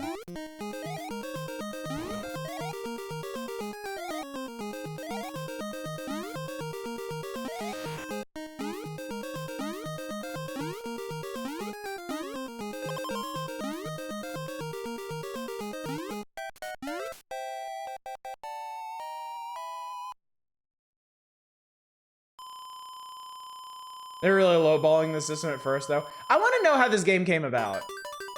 It's so odd. All right. The shooter levels in this are pretty cool, yeah. Granted. Okay, I just wanted to do that. I just wanted to take a peek-see at the original to see how the Analog Pocket handled it. All right, chat. We return. We return to the loving embrace of the magazine. We're back, chat. Like we never left. You hang on. You turn off. You go to sleep. You sleep. Shh. Sleep now. Shh. It's fine. Everything's fine. Everything's fine.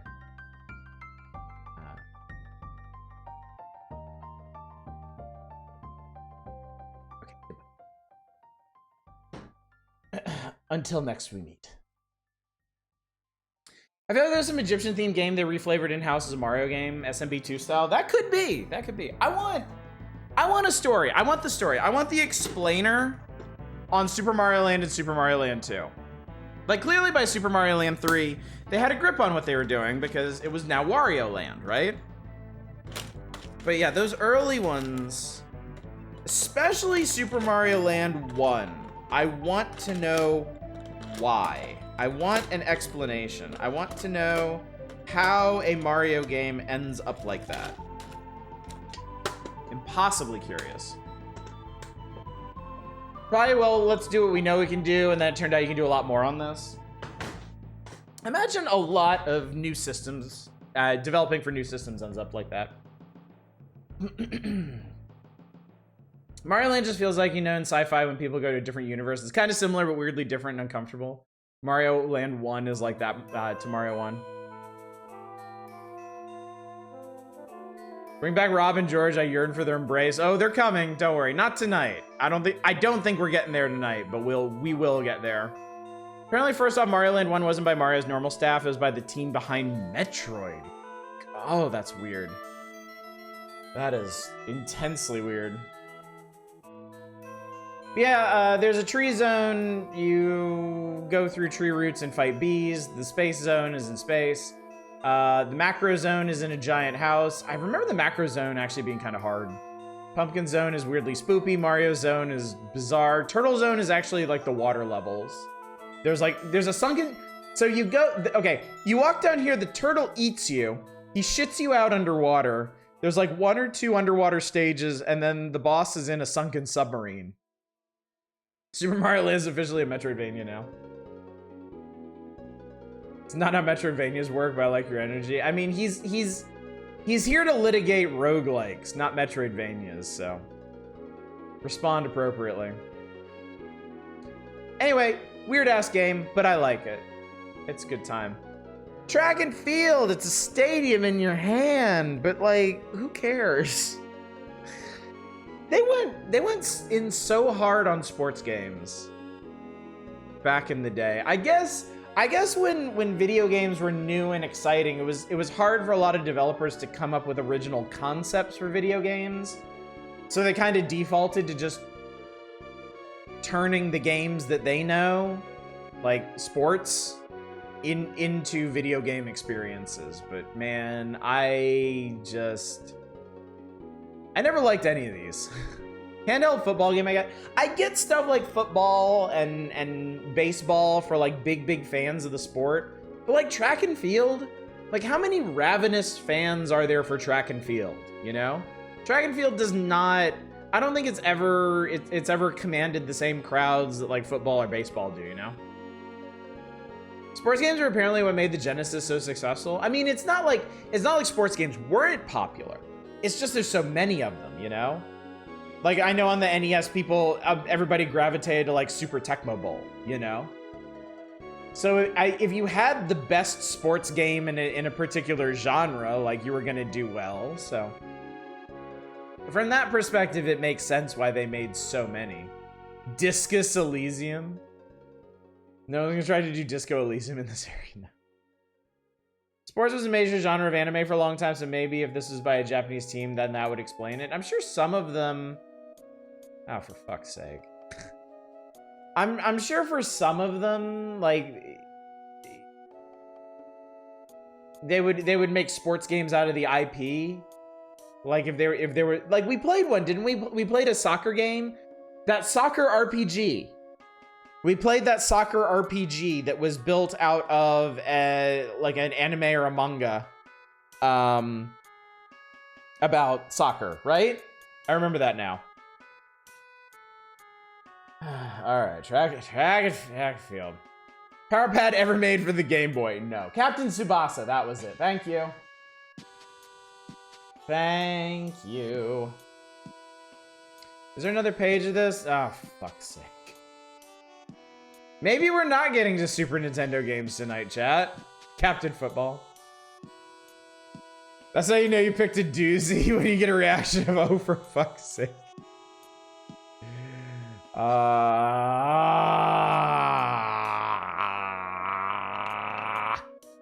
This is fine.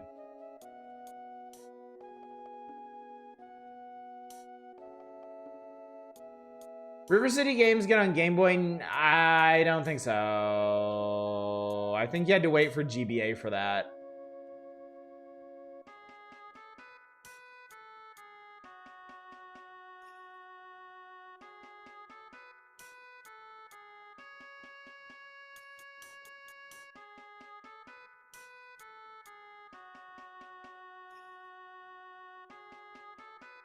All right, anyway, what was I looking for? Tracking shit.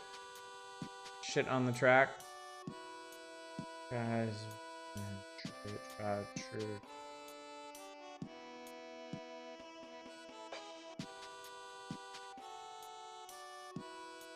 I can't spell. Track. There it is, track and field.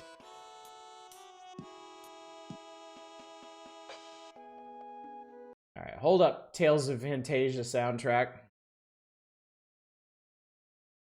We've got shit to do. Oh, it's not that one. It's this one. It's this one. Track and field.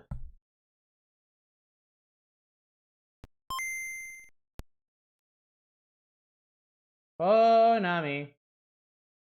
Oh, did you ever play Tales of game? No. No, I have not. My roommate, when I was in Japan, played... He played the Tales game with the smoking dog. My god, that audience animation is basically lava. Like in any other game, this would be lava. But not here. This is an excited crowd. Vesperia, that's it, yeah. So I've seen a large chunk of Tales of Vesperia, but I've never played it. And I've never played any of the other ones either. Yes, just one event, please. Just please. Please, one event.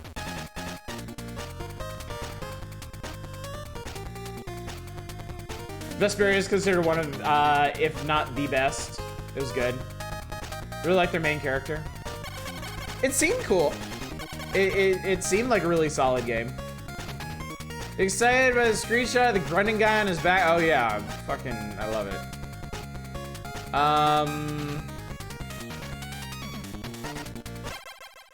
Let's just start at the top, I guess, and go down. Oh my god, they tell you how to play. Oh my god, you have to mash A and B to run. God, I hate these games. I hate these games so much. Let me assume the position, chat.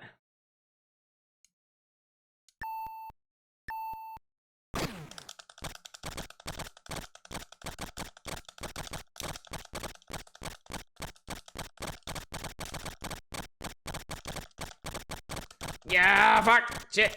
Oh my god.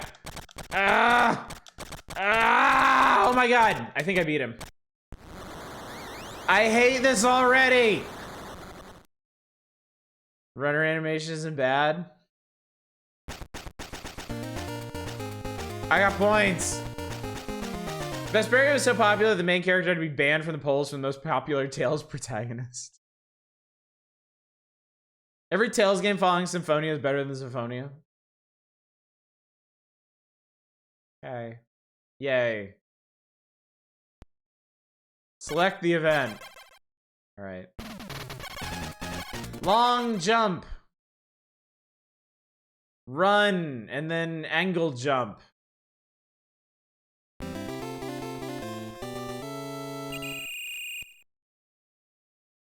Are we going?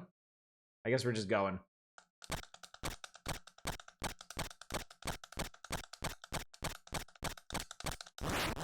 Wow! That was probably not great. Otters, would you like sports games more if there was a narrative? If this was a... I know I just got done on a diatribe about how done I am with JRPGs. If this was an RPG, I would probably be into it. If this had, like, if you had your character, if they had different stats, if you trained them for different events, if there were characters to talk to, if you could explore like the stadium grounds and stuff to like find side stuff to do. If it wasn't just the event. Can the gentleman please start running? No. He has to talk about JRPGs, god damn it. The event can wait, okay? He's considering the jump. And if there were waifus. Waifus are certainly a major factor in enjoyment. So is Crash and the Boys, you'd like it? I would genuinely like Crash and the Boys if the events weren't dog shit. So, okay, I suppose to clarify my position, nothing can save this game for me. There's no permutation of this game that I would actually enjoy because the core gameplay is trash. Mashing on buttons is not how I want to play a video game, okay? Just mindlessly like, is not what I want to be doing, okay? Like, even if I was interested in these events, even if I cared about what was going on, I still would not enjoy this because I do not enjoy the core gameplay. What I'm saying is, if you actually wanted to get me interested in a sports game, it's gotta have more elements than just the sports. I actually did get interested in a Madden game once, if you can believe that. and it was the one on Xbox 360 where they introduced RPG elements to it, where all of your players actually had like RPG stats and traits and stuff, and you could do things with them. You had decisions to make outside of the games besides like hiring and firing and salary and shit. Oh fuck, is the bot dead? Hang on. Hang on. Hang on, I got this. There we go. Okay. Sorry about that, everybody. It's good now. You can bot now. I would love a guy play GPC Mario Sports. That is what you're just describing to a T. We'll get there, Shadows, and thank you so much for the bits.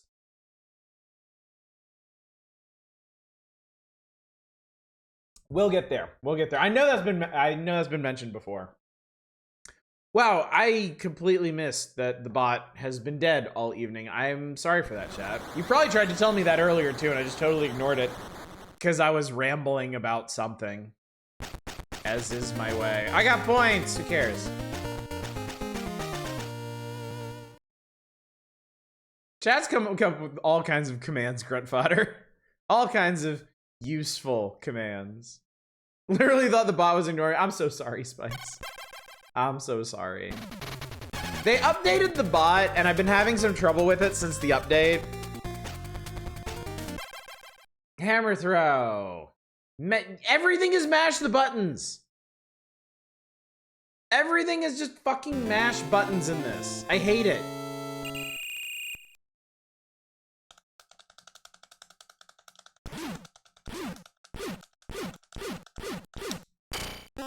I threw it into the wall.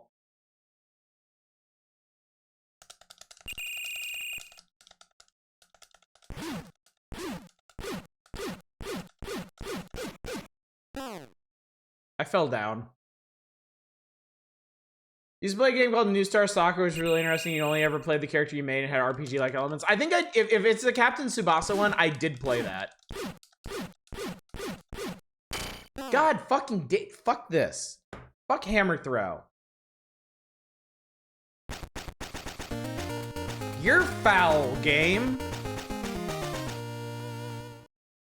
Yeah, I played the one on NES and it was cool. Hurdles. On this game with a narrative with the protagonist sports good or else they'll take his wife. Run and jump. Okay. Perhaps tech with this entire game. This game is a hurdle. Go, you fuck. Run, you piece of shit. Oh, he fucked up. Yes, this is my chance. No, he's really fast. No, he is way faster than me. Sweet Jesus. Oh my God. He is the living Adonis, and I am nothing. I am garbage. I am human refuse. I deserve that.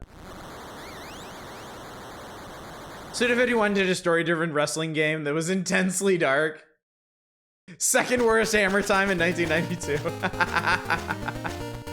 Fire Bros Wrestling custom wrestlers make that game a joy to sit back and just watch the AI be insane.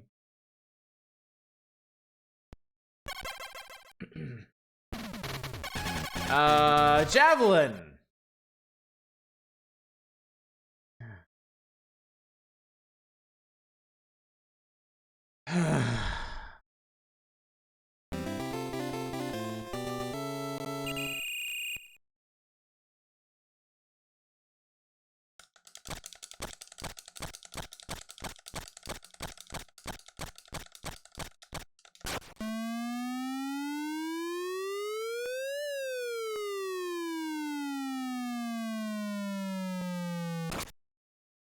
Score! That actually feels like it was kind of decent.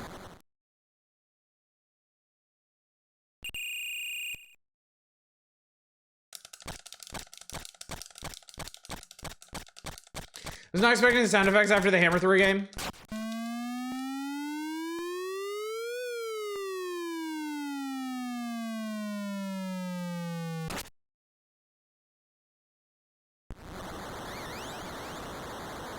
How the world record 96 meters?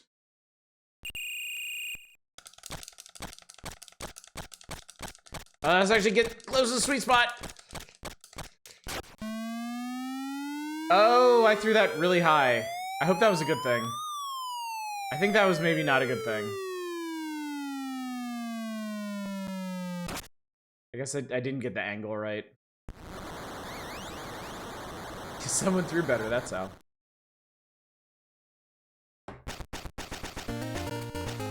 Chat, are you satisfied yet? Can we move on? Can we be done? Can we be done with this? Yes! and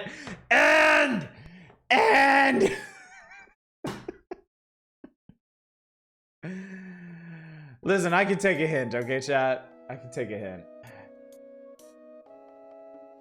Are we not entertained? So what did I skip? Okay, I did everything. I did everything on the left-hand page. We skipped weightlifting, archery, triple jump, swimming, discus throw, pole vault, all garbage events. All just pointless trash. Don't worry about it. I want to see you do those events IRL. I don't think I would survive hammer throw. I would find some way to kill myself, to crush my own skull in the hammer throw. So, we were already gold-plated. We were gold-plated the whole time. It's WWF Superstars, chat, the Symphony of Destruction. How would I describe pro wrestling? Because I have to say it's like ballroom dancing in a blender. Okay, I'm gonna pop a vein if I do that. You're bound to see huge, sweaty bodies flying in multiple directions, bouncing off ropes and climbing towering steel cages. You hear hoots and hollers from the jar. Damn it. Damn it. Bring me some toilet paper.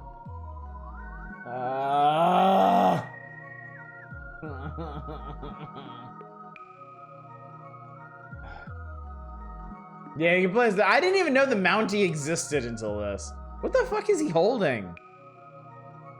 I can't, like, what is he holding? It looks like a giant Slim Jim. No way the Mountie is real.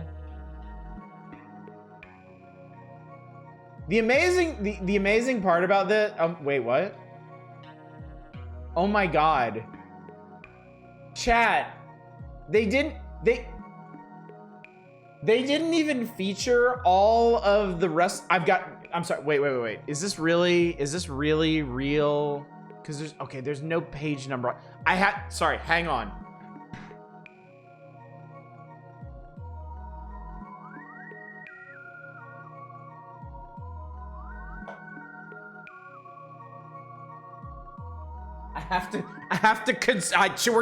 We're going to the hard copy.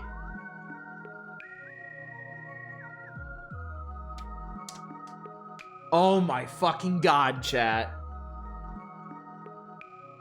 There are 6 wrestlers in this game, all right?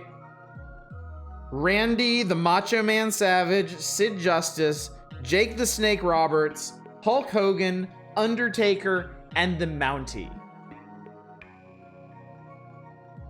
Look. I get that they used a big portrait of the Macho Man under the title card, but they basically snubbed Randy Savage, Sid Justice, and Jake the Snake Roberts to put the fucking Mountie in here. Okay? There is no way the Mountie was that popular a character in 1992. Maybe it was a No, there is no way it was a licensing issue. Because in all the other WWF coverage they've done, they've featured all of the wrestlers. Like when we played the Super NES WWF Superstars, it had all of the wrestlers featured and all of their moves laid out. So they made a conscious decision to feature the Mountie. And this is what I can't get past, chat. This is what I can't recover from. This is what's gonna keep me up at night. Those are the only headshots they could afford. Someone realizes she was too long. Was like, holy shit, what do we cut? What do we cut? What do we cut? The Mounties theme is amazing. Hang on, chat. Hang on, chat. We have to... What the fuck is this? Hang on. Timeout. I have to show you something. I don't know what this is, but it looks fucking nuts. Nope. That's, yeah, there we go. Whatever the hell we were just listening to is from The Adventure of Horai High School, which apparently features a secret agent, a samurai, a tennis girl who hits grenades, a person of indeterminate gender with a flintlock, giant beshackled beasts, a biplane, a giant robot. I played a bit of the patch of that. Horai High School is apparently fucking great. I admit to being fascinated by poutine. That's a Charmander. It's basically an unofficial project A Code JRPG. What did you just do? Oh my god. My god. The fuck? What the fuck? My life is chaos right now, chat. I don't know how to parse anything that is happening at the moment. Anyway. Let's go back here. Let's turn this music back on. Oh, actually, I turned the music off because I wanted to do a thing, but I have to change my background first. So give me a second here. I gotta do the thing. And then hang on. It's where are you? It's this, and it is perfect. Yes, this is what I want to look at every day of my life. Thanks for that, Fury. Thanks for that. The Shockmaster. You fly to your high school, but the pilot overslept and missed it, so you get a parachute strapped on and get pushed out of the plane. That's how you go to school. That's how Horai High School begins.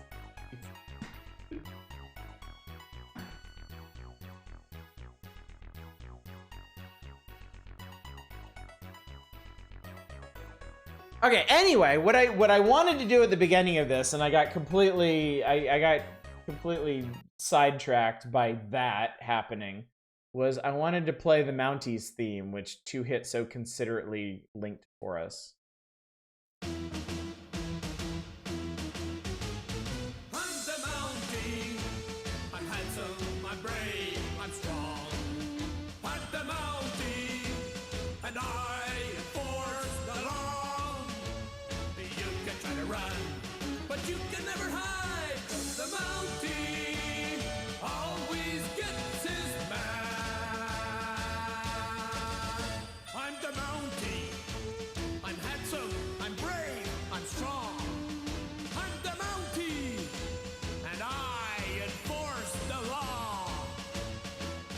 Try to run, but you can never hide, 'cause the Mountie always gets his man.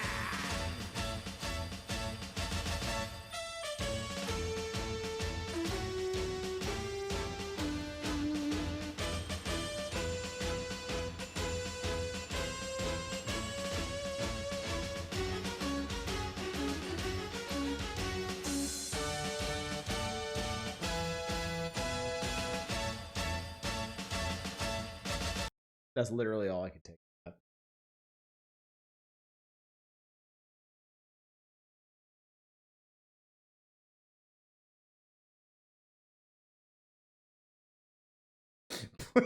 Please help, I'm turning Canadian, make it stop. This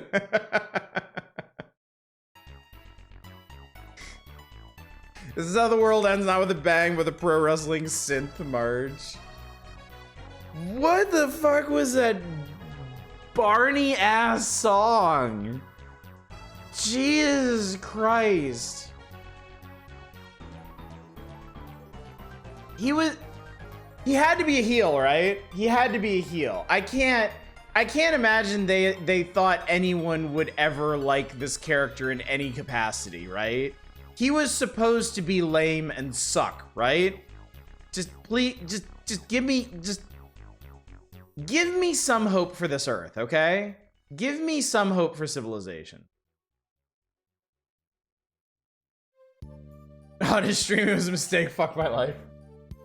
He also kept a cattle prod with him. Yeah. So the link there, I mean, for God's sake, please don't click on it again. Don't do that to yourself. But you can actually see the thing that he's holding here, and it's like a cattle prod with red duct tape around it or something. Look, I didn't feel the need to mute that, unlike the damn car game in the Indie Bowl and the noxious noise in that. It's basically the audition of the WWF. And before that, he was part of a tag team called the Quebecers. Who was his partner? His horse?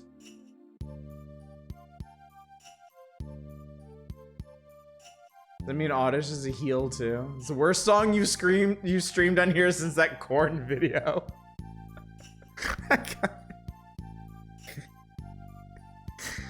Oh my god. I wonder if Twitch is gonna mute my VOD, not for copyright reasons, but just for like just sheer offensiveness.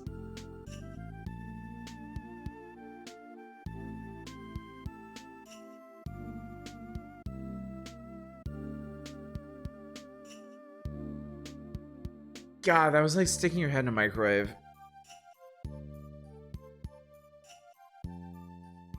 Ugh. Wait, Korn, who got Osh put new metal on here and how much bribery that Shadows, that was one of the funniest fucking things. It really was. Is there any way I can have them mute my memory of the song? Alright, anyway. I have to play this video game now. I am contractually obligated to play WWF Superstars 2.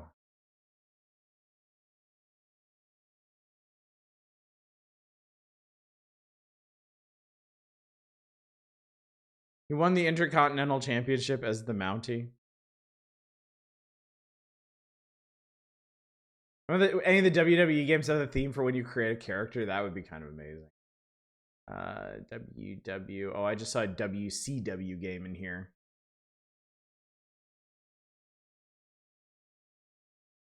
Can't wait to run into that shit.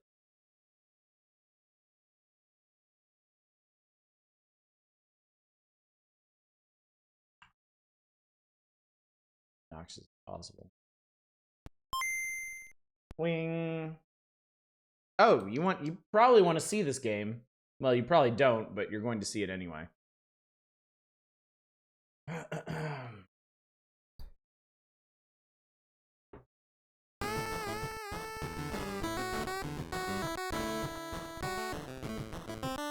It's LJN chat. You requested an LJN game.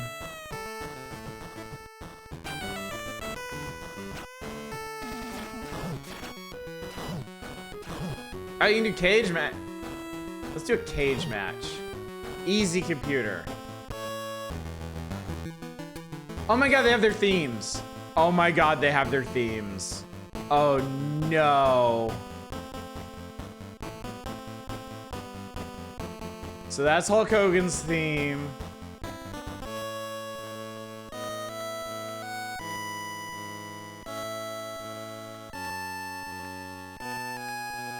Shut up, Shadows. I'm working my way up to it. I'm working my way up to it. Pomp and Circumstance was his theme? Okay. That was going to be my question.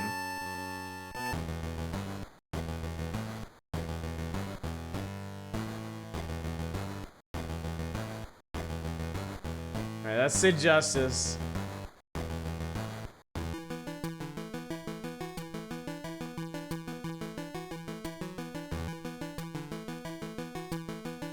Jake the Snake sounds like an NES level music.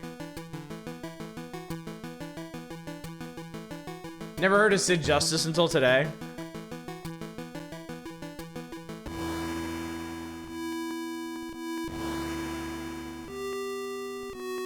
The Undertaker, of course.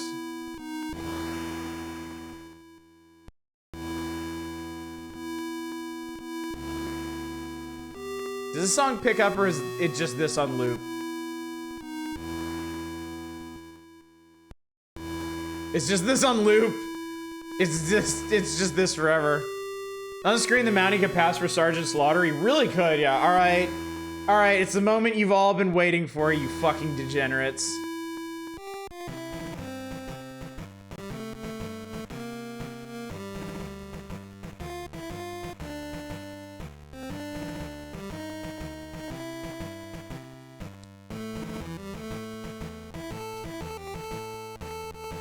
It's in the Navy.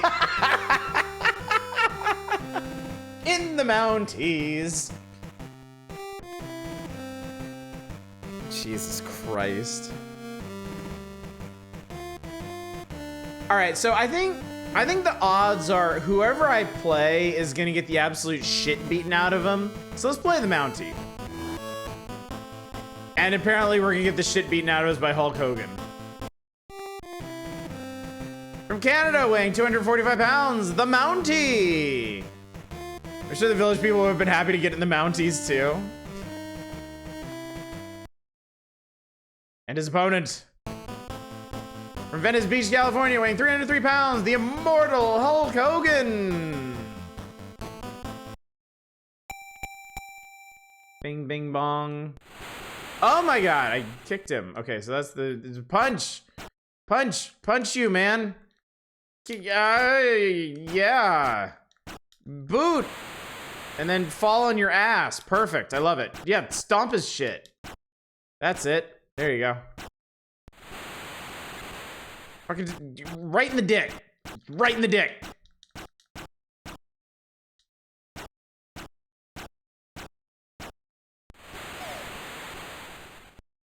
Boom.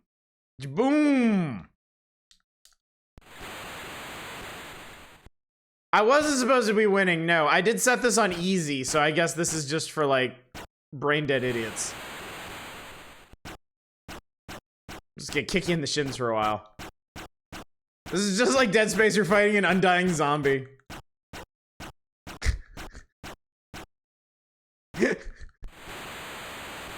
Imagine seeing this happen in an actual cage match, where like fucking Hulk Hogan falls down and the Mountie curb stomps him for like 5 straight minutes.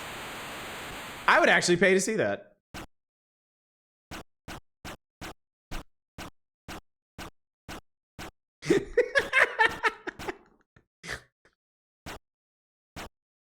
Rupture your spleen. How do I pin them? Jesus Christ. Just pin him. Just pin. Oh wait, this is a cage match, so I have to murder him, right?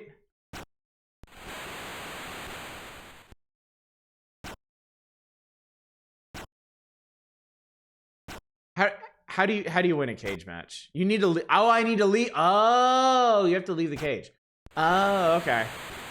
How do I leave the cage? Jeez. Yeah, that's it. Just elbow drop the cage. You fucking genius. Oh, there we go. The only way to win is not to play. The winner of the match is the Mountie.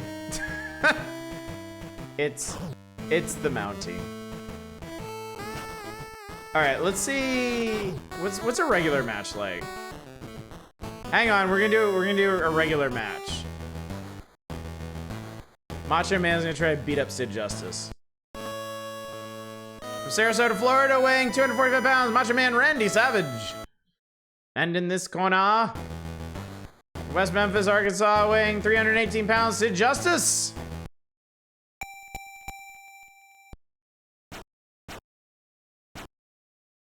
The wrestling game I played back in the day was Rock and Wrestle on the Commodore 64. I didn't know there was a wrestling game on the Commodore 64.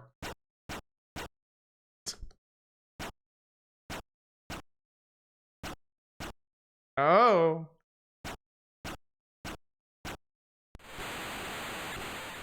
Why do they just do the drop right where they're standing? It's so stupid. So it seems like everybody gets like a second win.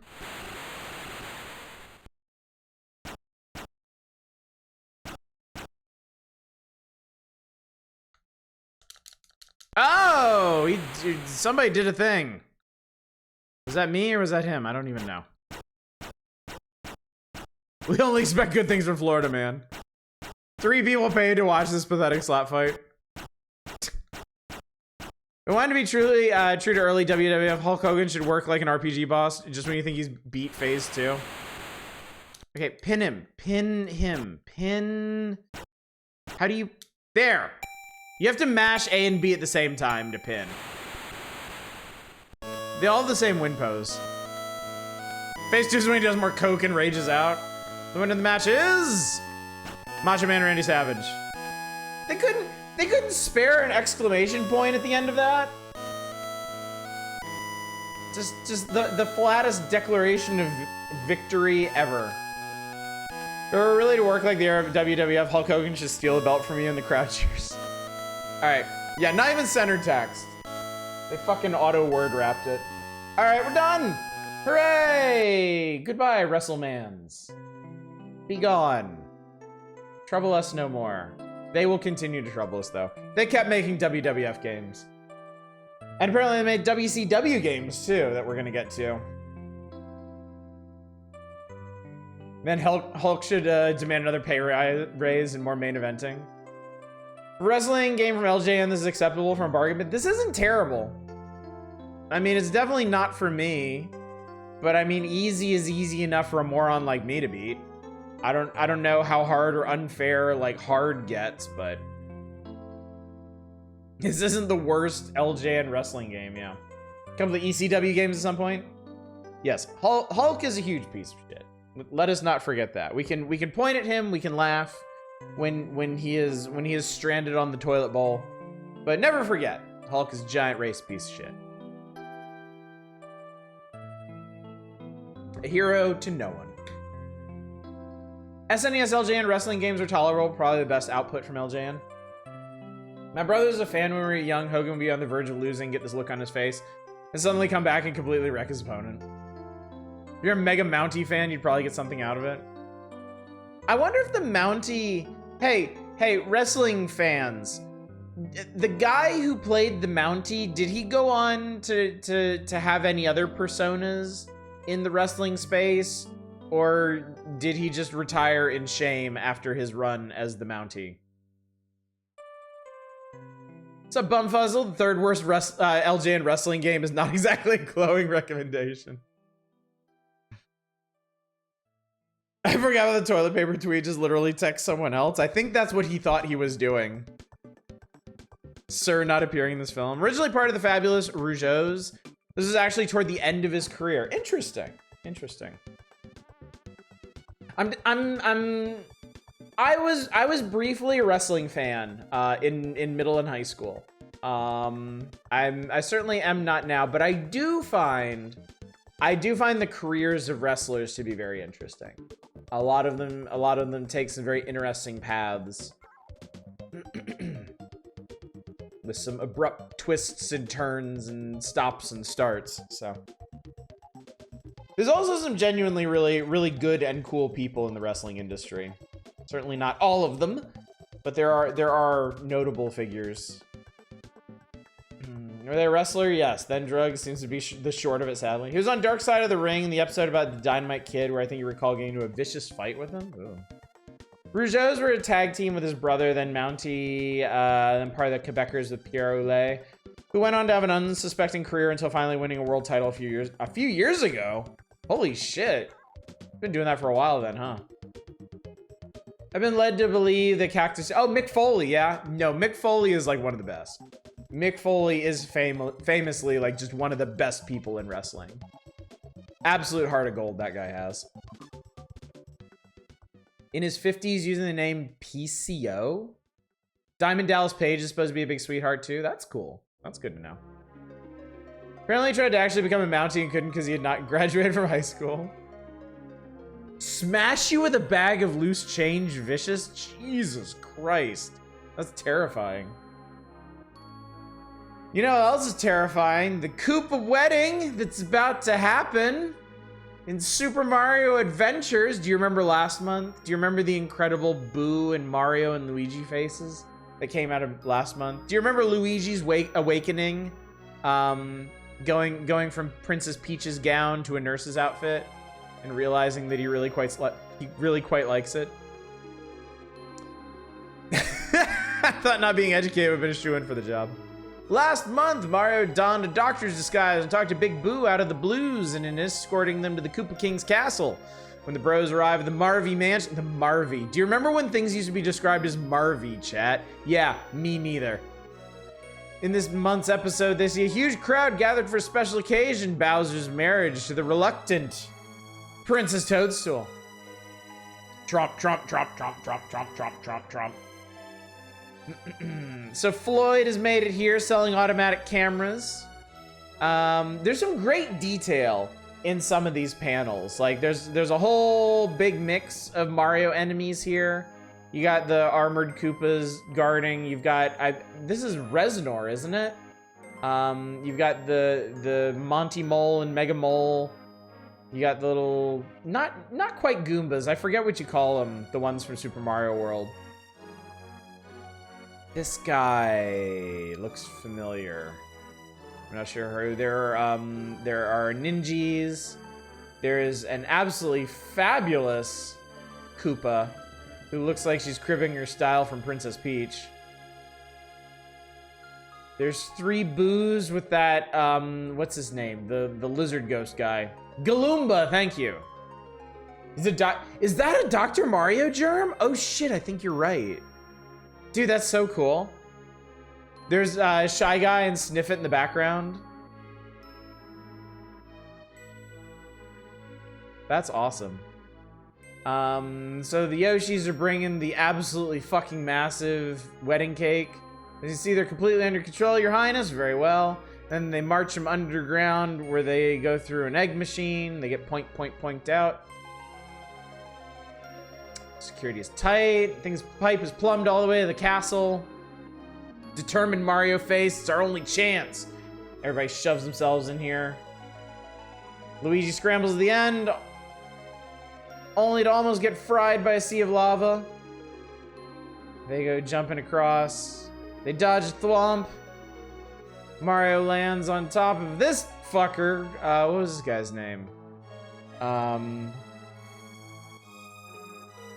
What was this guy's name?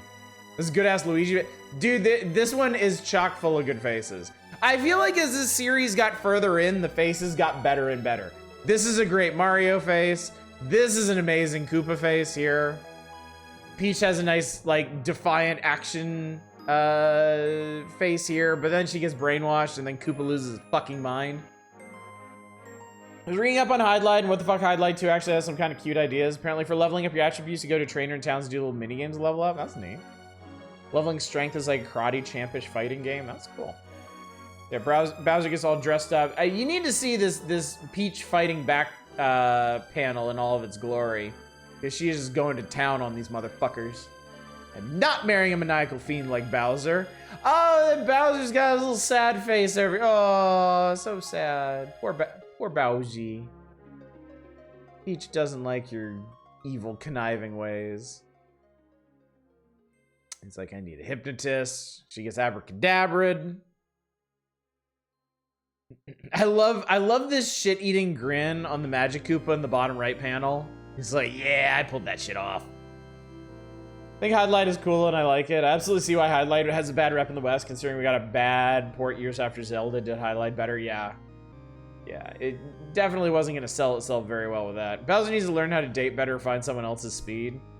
I mean, he has Koopa kids. In theory, he did at some point. I don't know how he fell into this extremely unhealthy relationship with Peach. Quick, bring me a video camera, and then he gets super fucking creepy about it. Even the Koopas are like, this is super fucking creepy. There's the da-da-da-da-da, dun-da-da-da. Mario's warping through somewhere. He actually comes out in the cake. They start the ceremony, and before Peach can answer, Mario and his fucking nostrils come out of nowhere to stomp Koopa in the face. Consent-defying magic is really messed up. It is, yeah. We're nearing the grand conclusion. I think next month. I think the December issue is the end of this and the Zelda comic. Those pearls, those are nice pearls. Quite nice. Yeah, I think we'll get the epic conclusion to Super Mario Adventures and Legend of Zelda comic in next month's issue. So look forward to that. It'll be really exciting. You know, even this Bowser face right here is amazing. It's full of... This artist just does incredible comedic faces. Like, just full of determination, blazing eyes, tiny sparkling teardrop. Piranha Plant Bouquet and flowers is pretty boss too. Yeah. Like, the design in this just kills. We talk about this almost every issue, but man, it would have been fucking incredible to get a Mario game with this aesthetic that actually kind of looked like this. That would have been so great. I would have played the shit out of that. It would have been my new favorite game. It really is one of the best adaptations of Mario, yeah. It's got everything. Like, Mario and Luigi are a great comedic duo. Peach gets a ton to do. There's entertaining side characters. Enemies don't behave the way you necessarily expect them to. Paper Mario kind of gets it. Yeah, Mario RPG in this style would be incredible. It would be so good. I wonder if this artist still works or if they've retired by this point. No. Counselor's Corner. God, we'll never be rid of Krusty's Funhouse, ever. It's just gonna dog us to the day we die. How do I get in the upper doors in level 2? Who cares? How do I get the magic block at level 3 of Rhine? Nobody gives a fuck. Legend of Zelda: Link to the Past. Where do I get the flute? You know where to get the flute. Imagine Mario, that art style with Metal Slug animation. Oh my god, Arcane. That would be like the best game ever made. I don't remember getting stuck on the flute. I feel like the flute was pretty straightforward.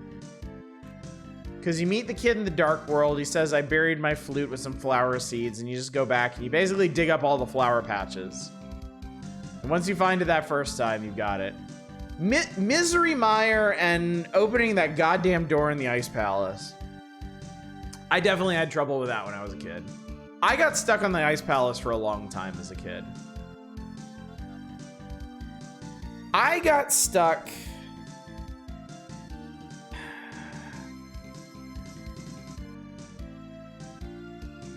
I think the two places I got stuck in Link to the Past when I was a kid,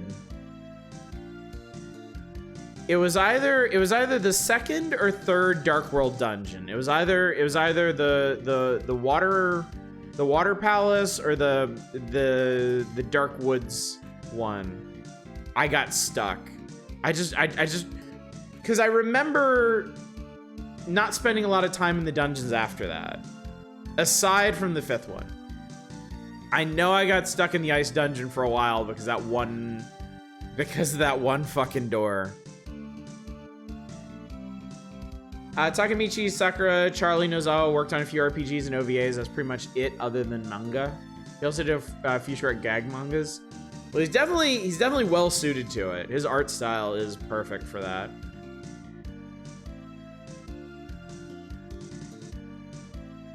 I just noticed they refer to the bird that you bust out of the statue that helps you fast travel around the light world as the duck. Is it a duck? Is it actually a duck? A white duck? I've never really thought about what that bird was. Is there a canonical species? Pretty clearly duck-like in the game. Okay. Okay, yeah, I just never paid that much attention to it, I guess. What else we got? Oh, God.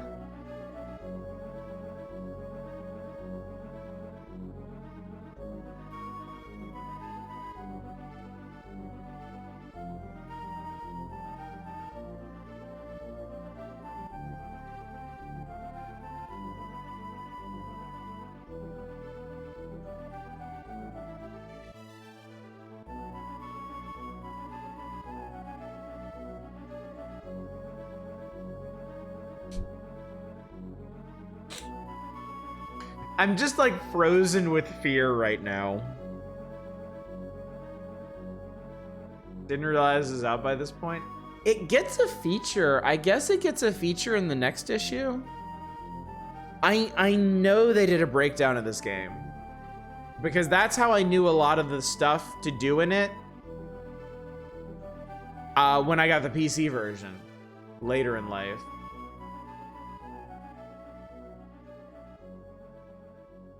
I will give Nintendo Power some credit for actually mapping out the desert.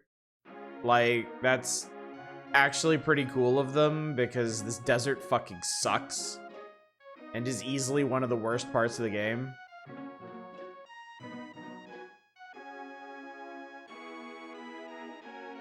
I'm surprised this was a question. Like, there's so many. Ooh, okay. I'm surprised there was actually somebody who didn't know what to do in this situation. let me check something. I can't remember if I actually have the cartridge for Dr. Wily in Mega Man's Revenge. I have 4 and 5. I thought I picked up 1 somewhere. That port of King's Quest 4. So isn't this King's Quest 5? Or is it 4? Which King's Quest is this?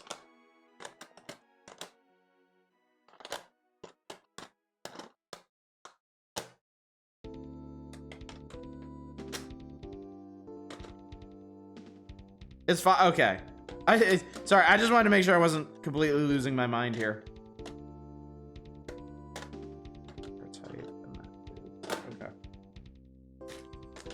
Yeah, I have Mega Man 4 and 5. I don't have the earlier ones. Unfortunately. 4 is the one with Rosella. I've never looked at Game Counselor's work hours before. 4 a.m.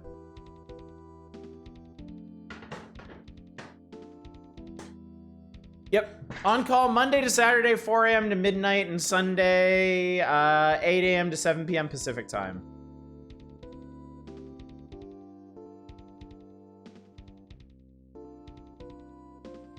Yeah, that's pretty rough. That is pretty rough. Okay, okay. Go to the emulator.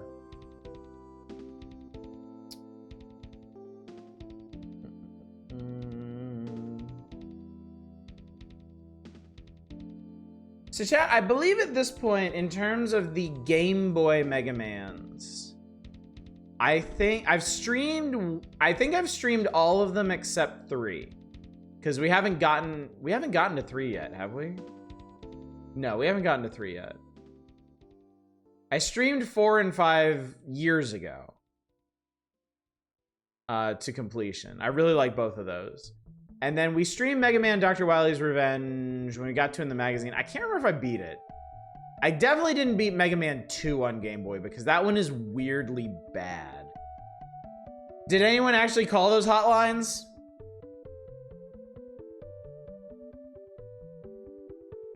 I called them several times. I actually, Shadows, have I never told you my story about right and left? Were you not around for that? I actually have a story about calling the Nintendo Power Hotline.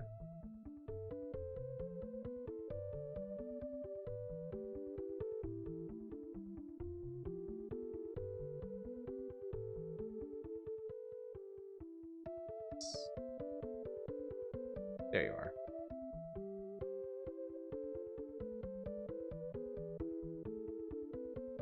You haven't heard this? Okay.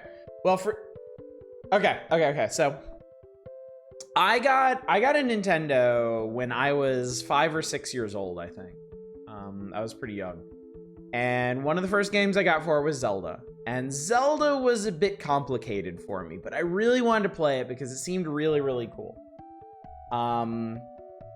So I don't even remember what it was I was looking for, but I needed to find something and I couldn't find it.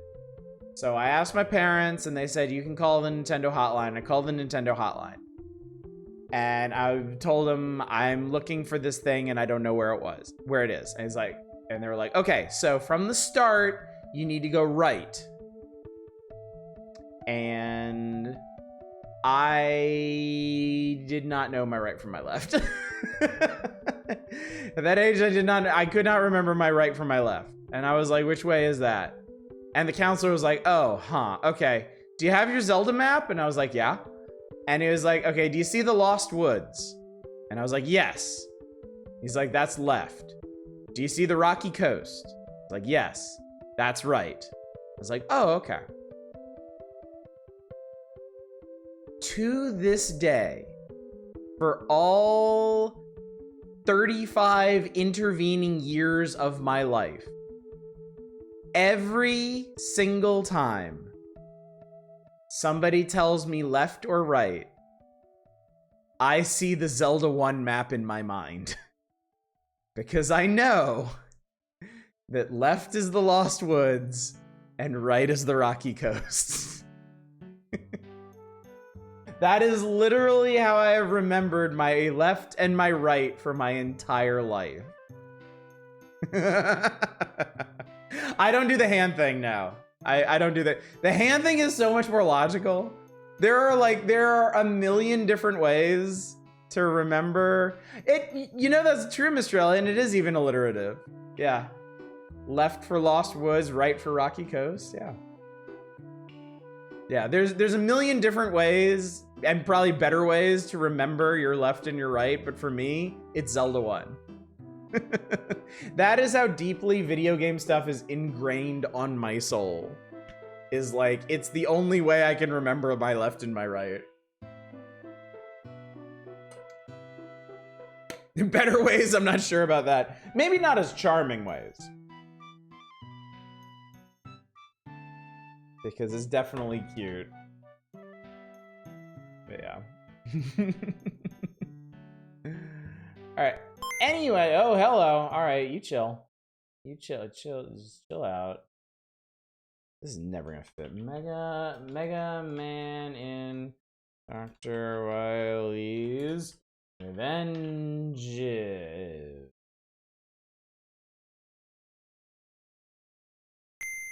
Ding.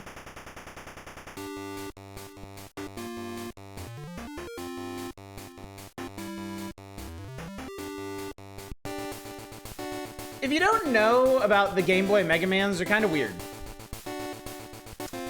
Instead of 8 Robot Masters, they do 4 and 4. However, they don't do 4 from that particular game.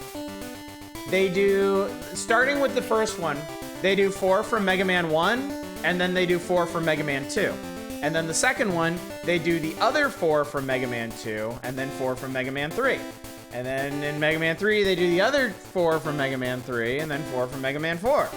And in Mega Man 4, they do the other 4 from Mega Man 4, and then Mega Man 5, they do something completely different. Ha! Got you. Also, Mega Man 5 on the Game Boy is the best Mega Man game, and I will fight you over that. I don't remember you fight first.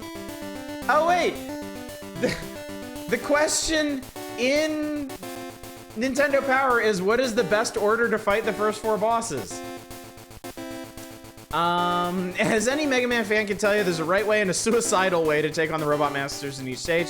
Elec Man should be the first on your list. That's surprising. Elec, Ice, Fire, and then Cut. Okay. My vote is for suicidal. Yeah, I don't think so.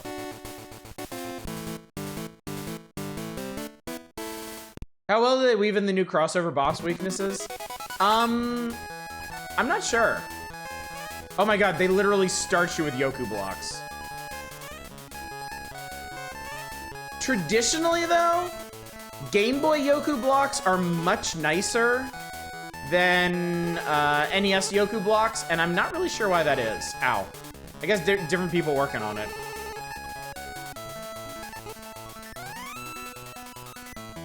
I have a dim memory of the weapon weaknesses being pretty logical between, oh, well, fuck. Between the Mega Man 1 and Mega Man 2 bosses.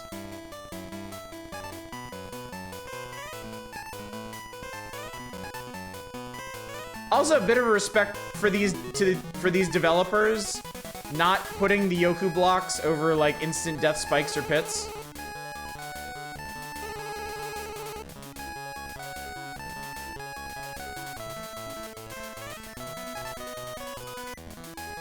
Oh, fuck you. Ow, it's still nice. This is already the most boring Mega Man level I've ever seen. Oh, God. I fucked it, chat.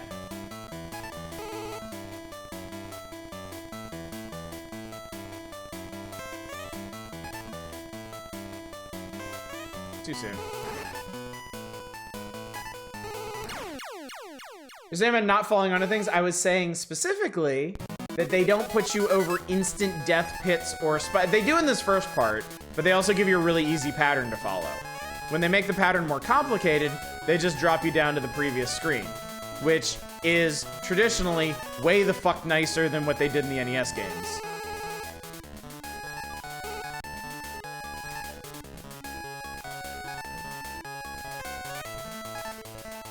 Heavy on the platforming, not the shooting. That's also true, yeah.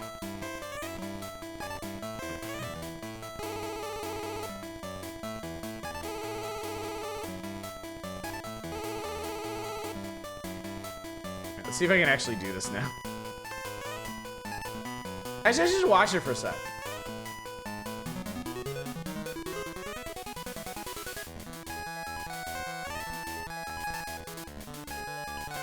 Ah, it's like tiny bit too soon. They don't have a lot of real estate to work with, so leaning more on the platform makes sense. That is true. That is true. A lot of the run and gun stuff was really facilitated in the NES game by having like a lot of space to work with. Your Mega Buster sounds terrible in this.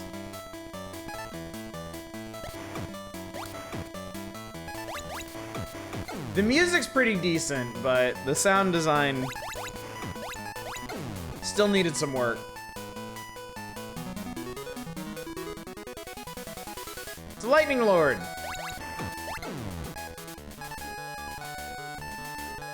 I'm used to Mega Man 2 Game Boy sound. That game sounds so bad. Yeah. Like Mega Man 2 on Game Boy is just straight offensive to the ears. It's painful. Do the later Game Boy Mega Mans have better? Oh, yeah. By 4, it's really good, and then 5 is just, mwah. Mega Man 5 on Game Boy is a singularly amazing game. It is so good. It's my favorite. Between the NES and Game Boy Mega Mans, it's my favorite.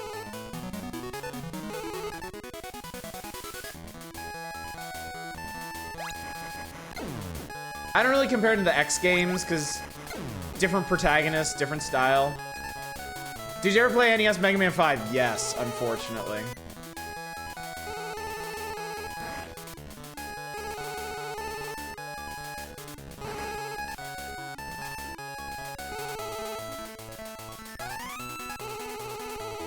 I think the ladder's having white void backgrounds due to technical limitations. You wanna... Oh, there you are. Yeah, those are some Mega Man 1 ass Mets. We're actually gonna be playing NES Mega Man 5 pretty soon. It comes up in January, I think. January 93 is the feature for that one, so... prepare your asses.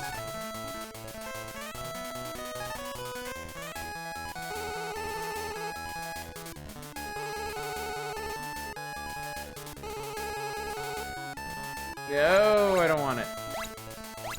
I guess this isn't too bad.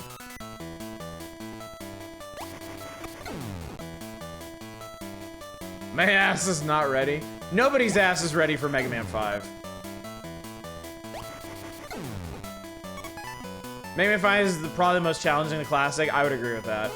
I mean, outside of just like the straight bullshit stuff in the original Mega Man, 5 is just mean.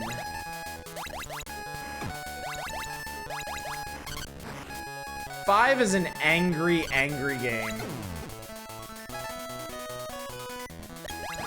Oh, what the fuck was that, bro?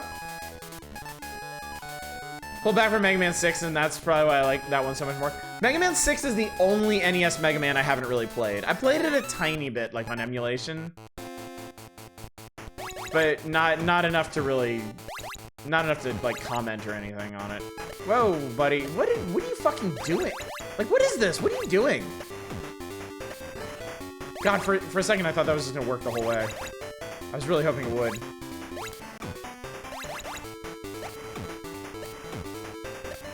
He has the weirdest fucking pattern. What was that?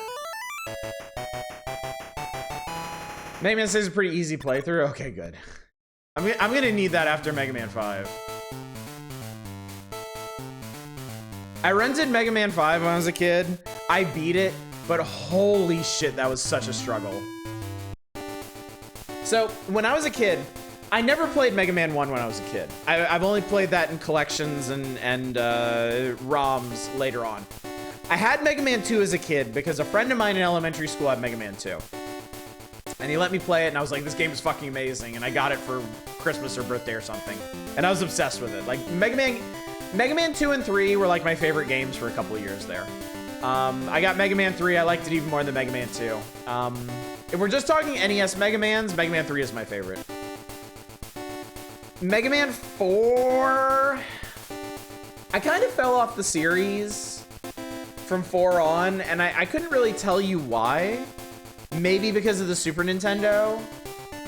But I didn't have 4 or 5 as a kid. I rented 5, and I struggled to beat it, and I finally beat it. I don't think I played 4 until the used game market opened up, and I was trying to collect all of the old Mega Man games. And that wasn't really practical because 5 and 6 are so rare.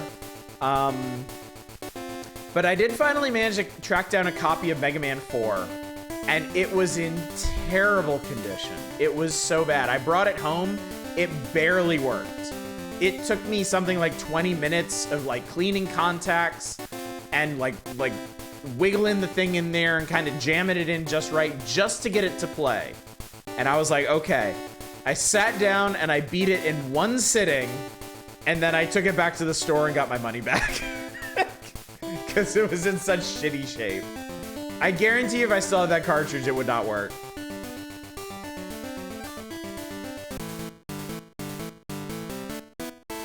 So not only have I beaten Mega Man 4, I've beaten an original cartridge of Mega Man 4 that I would have liked to have had if it wasn't just in terrible goddamn shape.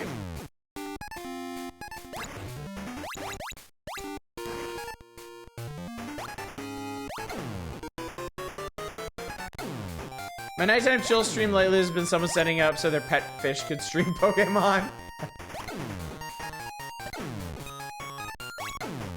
I've seen streams like that. That shit's really funny. Oh shit, I shouldn't have done that. Dumb. So far they've spent like 3 days in a river even when their owner sets them back up on land. The fish immediately just runs back to a river. That's a smart fish. A lot of respect for that fish. By the way, this entire level has ice physics. Is that the guy whose fish committed credit card fraud? I saw that story. That's amazing. I think those ice blocks melt. Yeah. If you stand on these ice blocks, they melt. Which is kind of a neat gimmick. A little bit different from the usual, No! Toothpaste dispensers, no! I don't want it! My teeth are fine, they're robot teeth.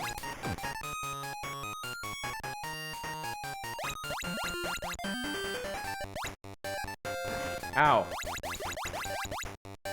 The fish crashed the game, went to the eShop, bought 500 yen worth of things, download the N64 app, changes profile picture. Does Mega Man run on combustion? I don't think so. I don't know what his power core is. Well, you know, actually that's a really good question. Because Mega Man needs to restore his energy using these big circular battery things.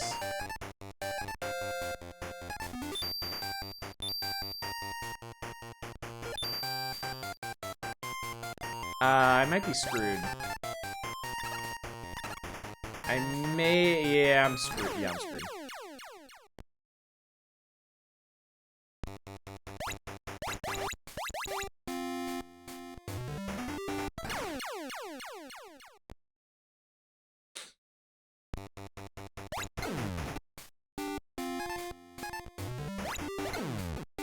You can go back down the ladder and reset the room. Actually, I probably could. That would have been the smart person thing to do. But as you just saw, you're not dealing with a smart person here. As you just bore witness to, I am not making the smart decisions. Well, at least the spikes respect iframes. That's nice. Ow.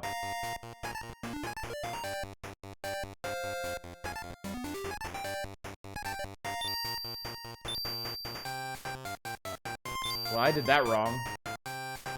Can't be that dumb, you're a Mountie. There we go. Good.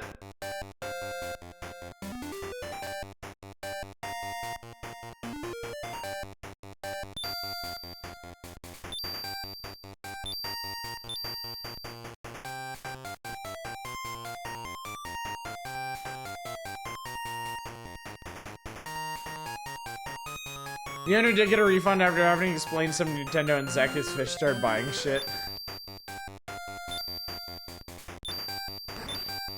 Well, fuck it. I'll just damage boost my way across.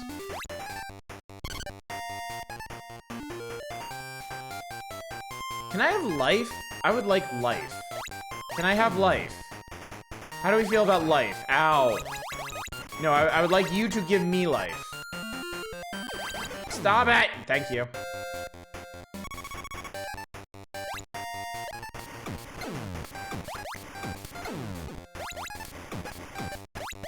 This is such awkward positioning. No! No, shit! Fucking, oh my god. Bastard oh god, no! Now's this guy. I can't hit it. It's so hard to hit. Oh, there goes all that life.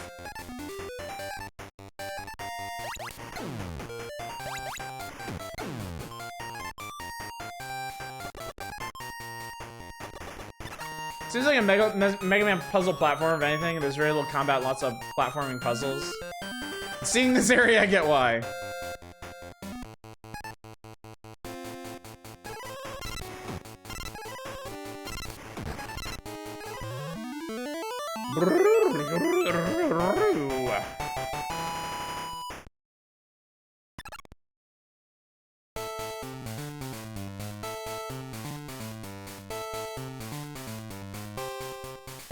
Cutaway Mega Man's kind of horrible.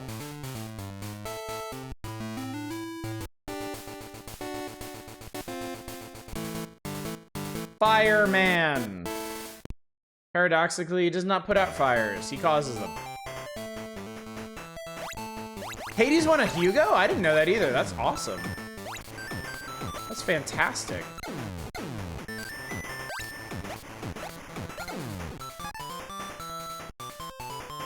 Half Robo Mega Man sprite is terrifying. Kinda is, yeah.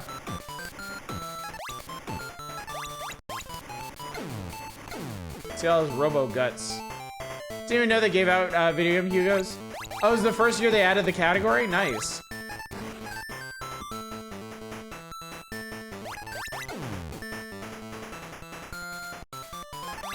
I feel like a lot of, well, that was dumb. I feel like a lot of Game Boy games actually have some pretty decent music, but the system is really held back by the sound channels. the incredibly limited sound channels. Like once you start shooting, you start losing layers out of the music, and that's a shame.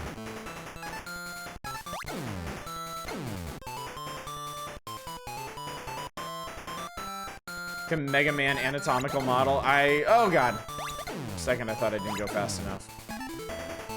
I know you can freeze those, I don't want to.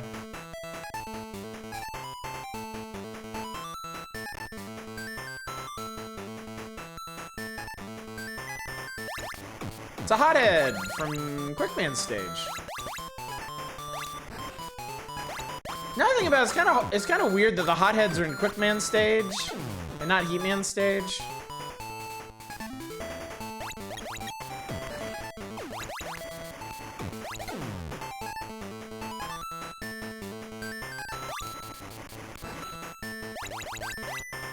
Buddy, without some life, we're not getting too much. Oh, we're not getting too much farther.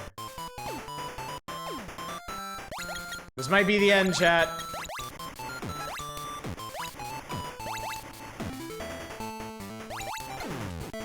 Oh, maybe not.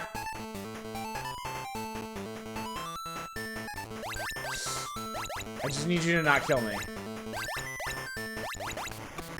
Yahoo! Okay, now I need that one to not kill me. Okay.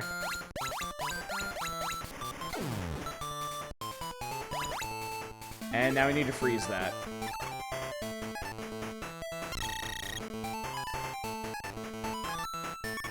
Salvation! Ow!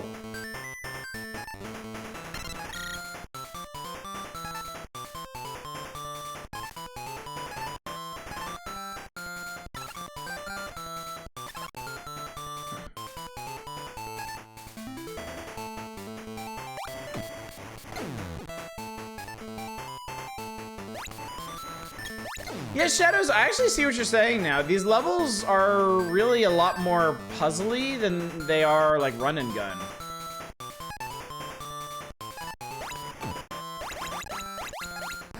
There's not really a whole lot of like quick decision making.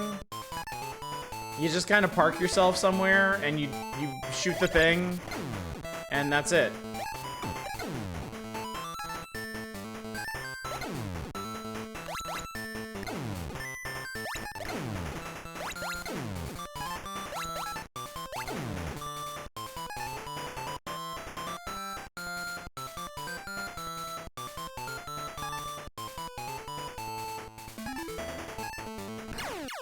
Fuck! I was doing so well.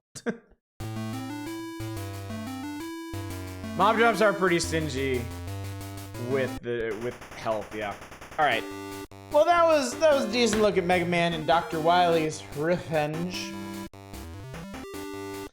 If you put this up against the original Mega Man, I would definitely prefer the Game Boy version. Game Boy version is solid. It's a good time. Not perfect, certainly.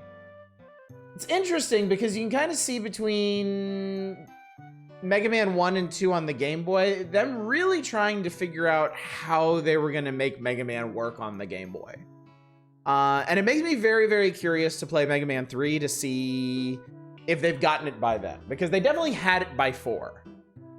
They definitely knew what they were doing, and they had the formula down pat by 4. And that allowed them to just go off in crazy directions for 5.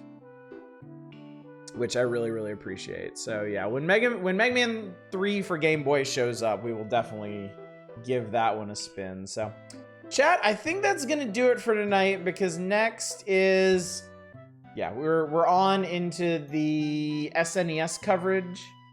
We are gonna talk about Final Fantasy Mystic Quest next time as a preview of our full playthrough that is coming once we're done with the magazine. We'll go through the rest of the SNES games. Then there's the old jaunt through Rob and George that we do. So I think unless we get really, really hung up on some of the other Final Fantasy games, other Super Nintendo games, next week we shouldn't have any trouble finishing the magazine between Thursday and Saturday of next week. So Just as a reminder, I do not stream tomorrow night. I am off on Sunday. Monday, we'll be back with Fallout 2. In the back half of the game, we have completed the Get quest, and things have gotten a whole lot more dire. We'll be playing Fallout 2 Monday, Tuesday, and Wednesday. Thursday, we'll be right back to this. We'll talk about Final Fantasy Mystic Quest. We'll get into the other SNES games. We'll see where the evening takes us. Next Friday is very important. We are gradually closing in on the end of Fallout 2. There is a light at the end of this irradiated tunnel. And it might be coming sooner than you think. So next Friday, we're going to do a Just Chatting stream. And we're going to talk about some possibilities for the coming weeks and months. And out of that, we are going to cobble together a vote for our next game after Fallout 2. So if you are a big believer in democracy around here, and in particular the shaping thereof, you're definitely going to want to be there for that. So that is what we have to look forward to, chat. I feel like there's a lot to look forward to. I feel like there's always a lot to look forward to around here in terms of games and chatting and experiences and excitement and hype and struggle and rage and all the like. You must stop. Yes, you must stop Oddish's tyranny. Because I mean, and this is the perfect way to do it, because I'm going to ask you what you all want to see. I'm going to take the suggestions that sound good to me, and I'm going to put them on the vote. Yes, that is definitely how you cut into tyranny.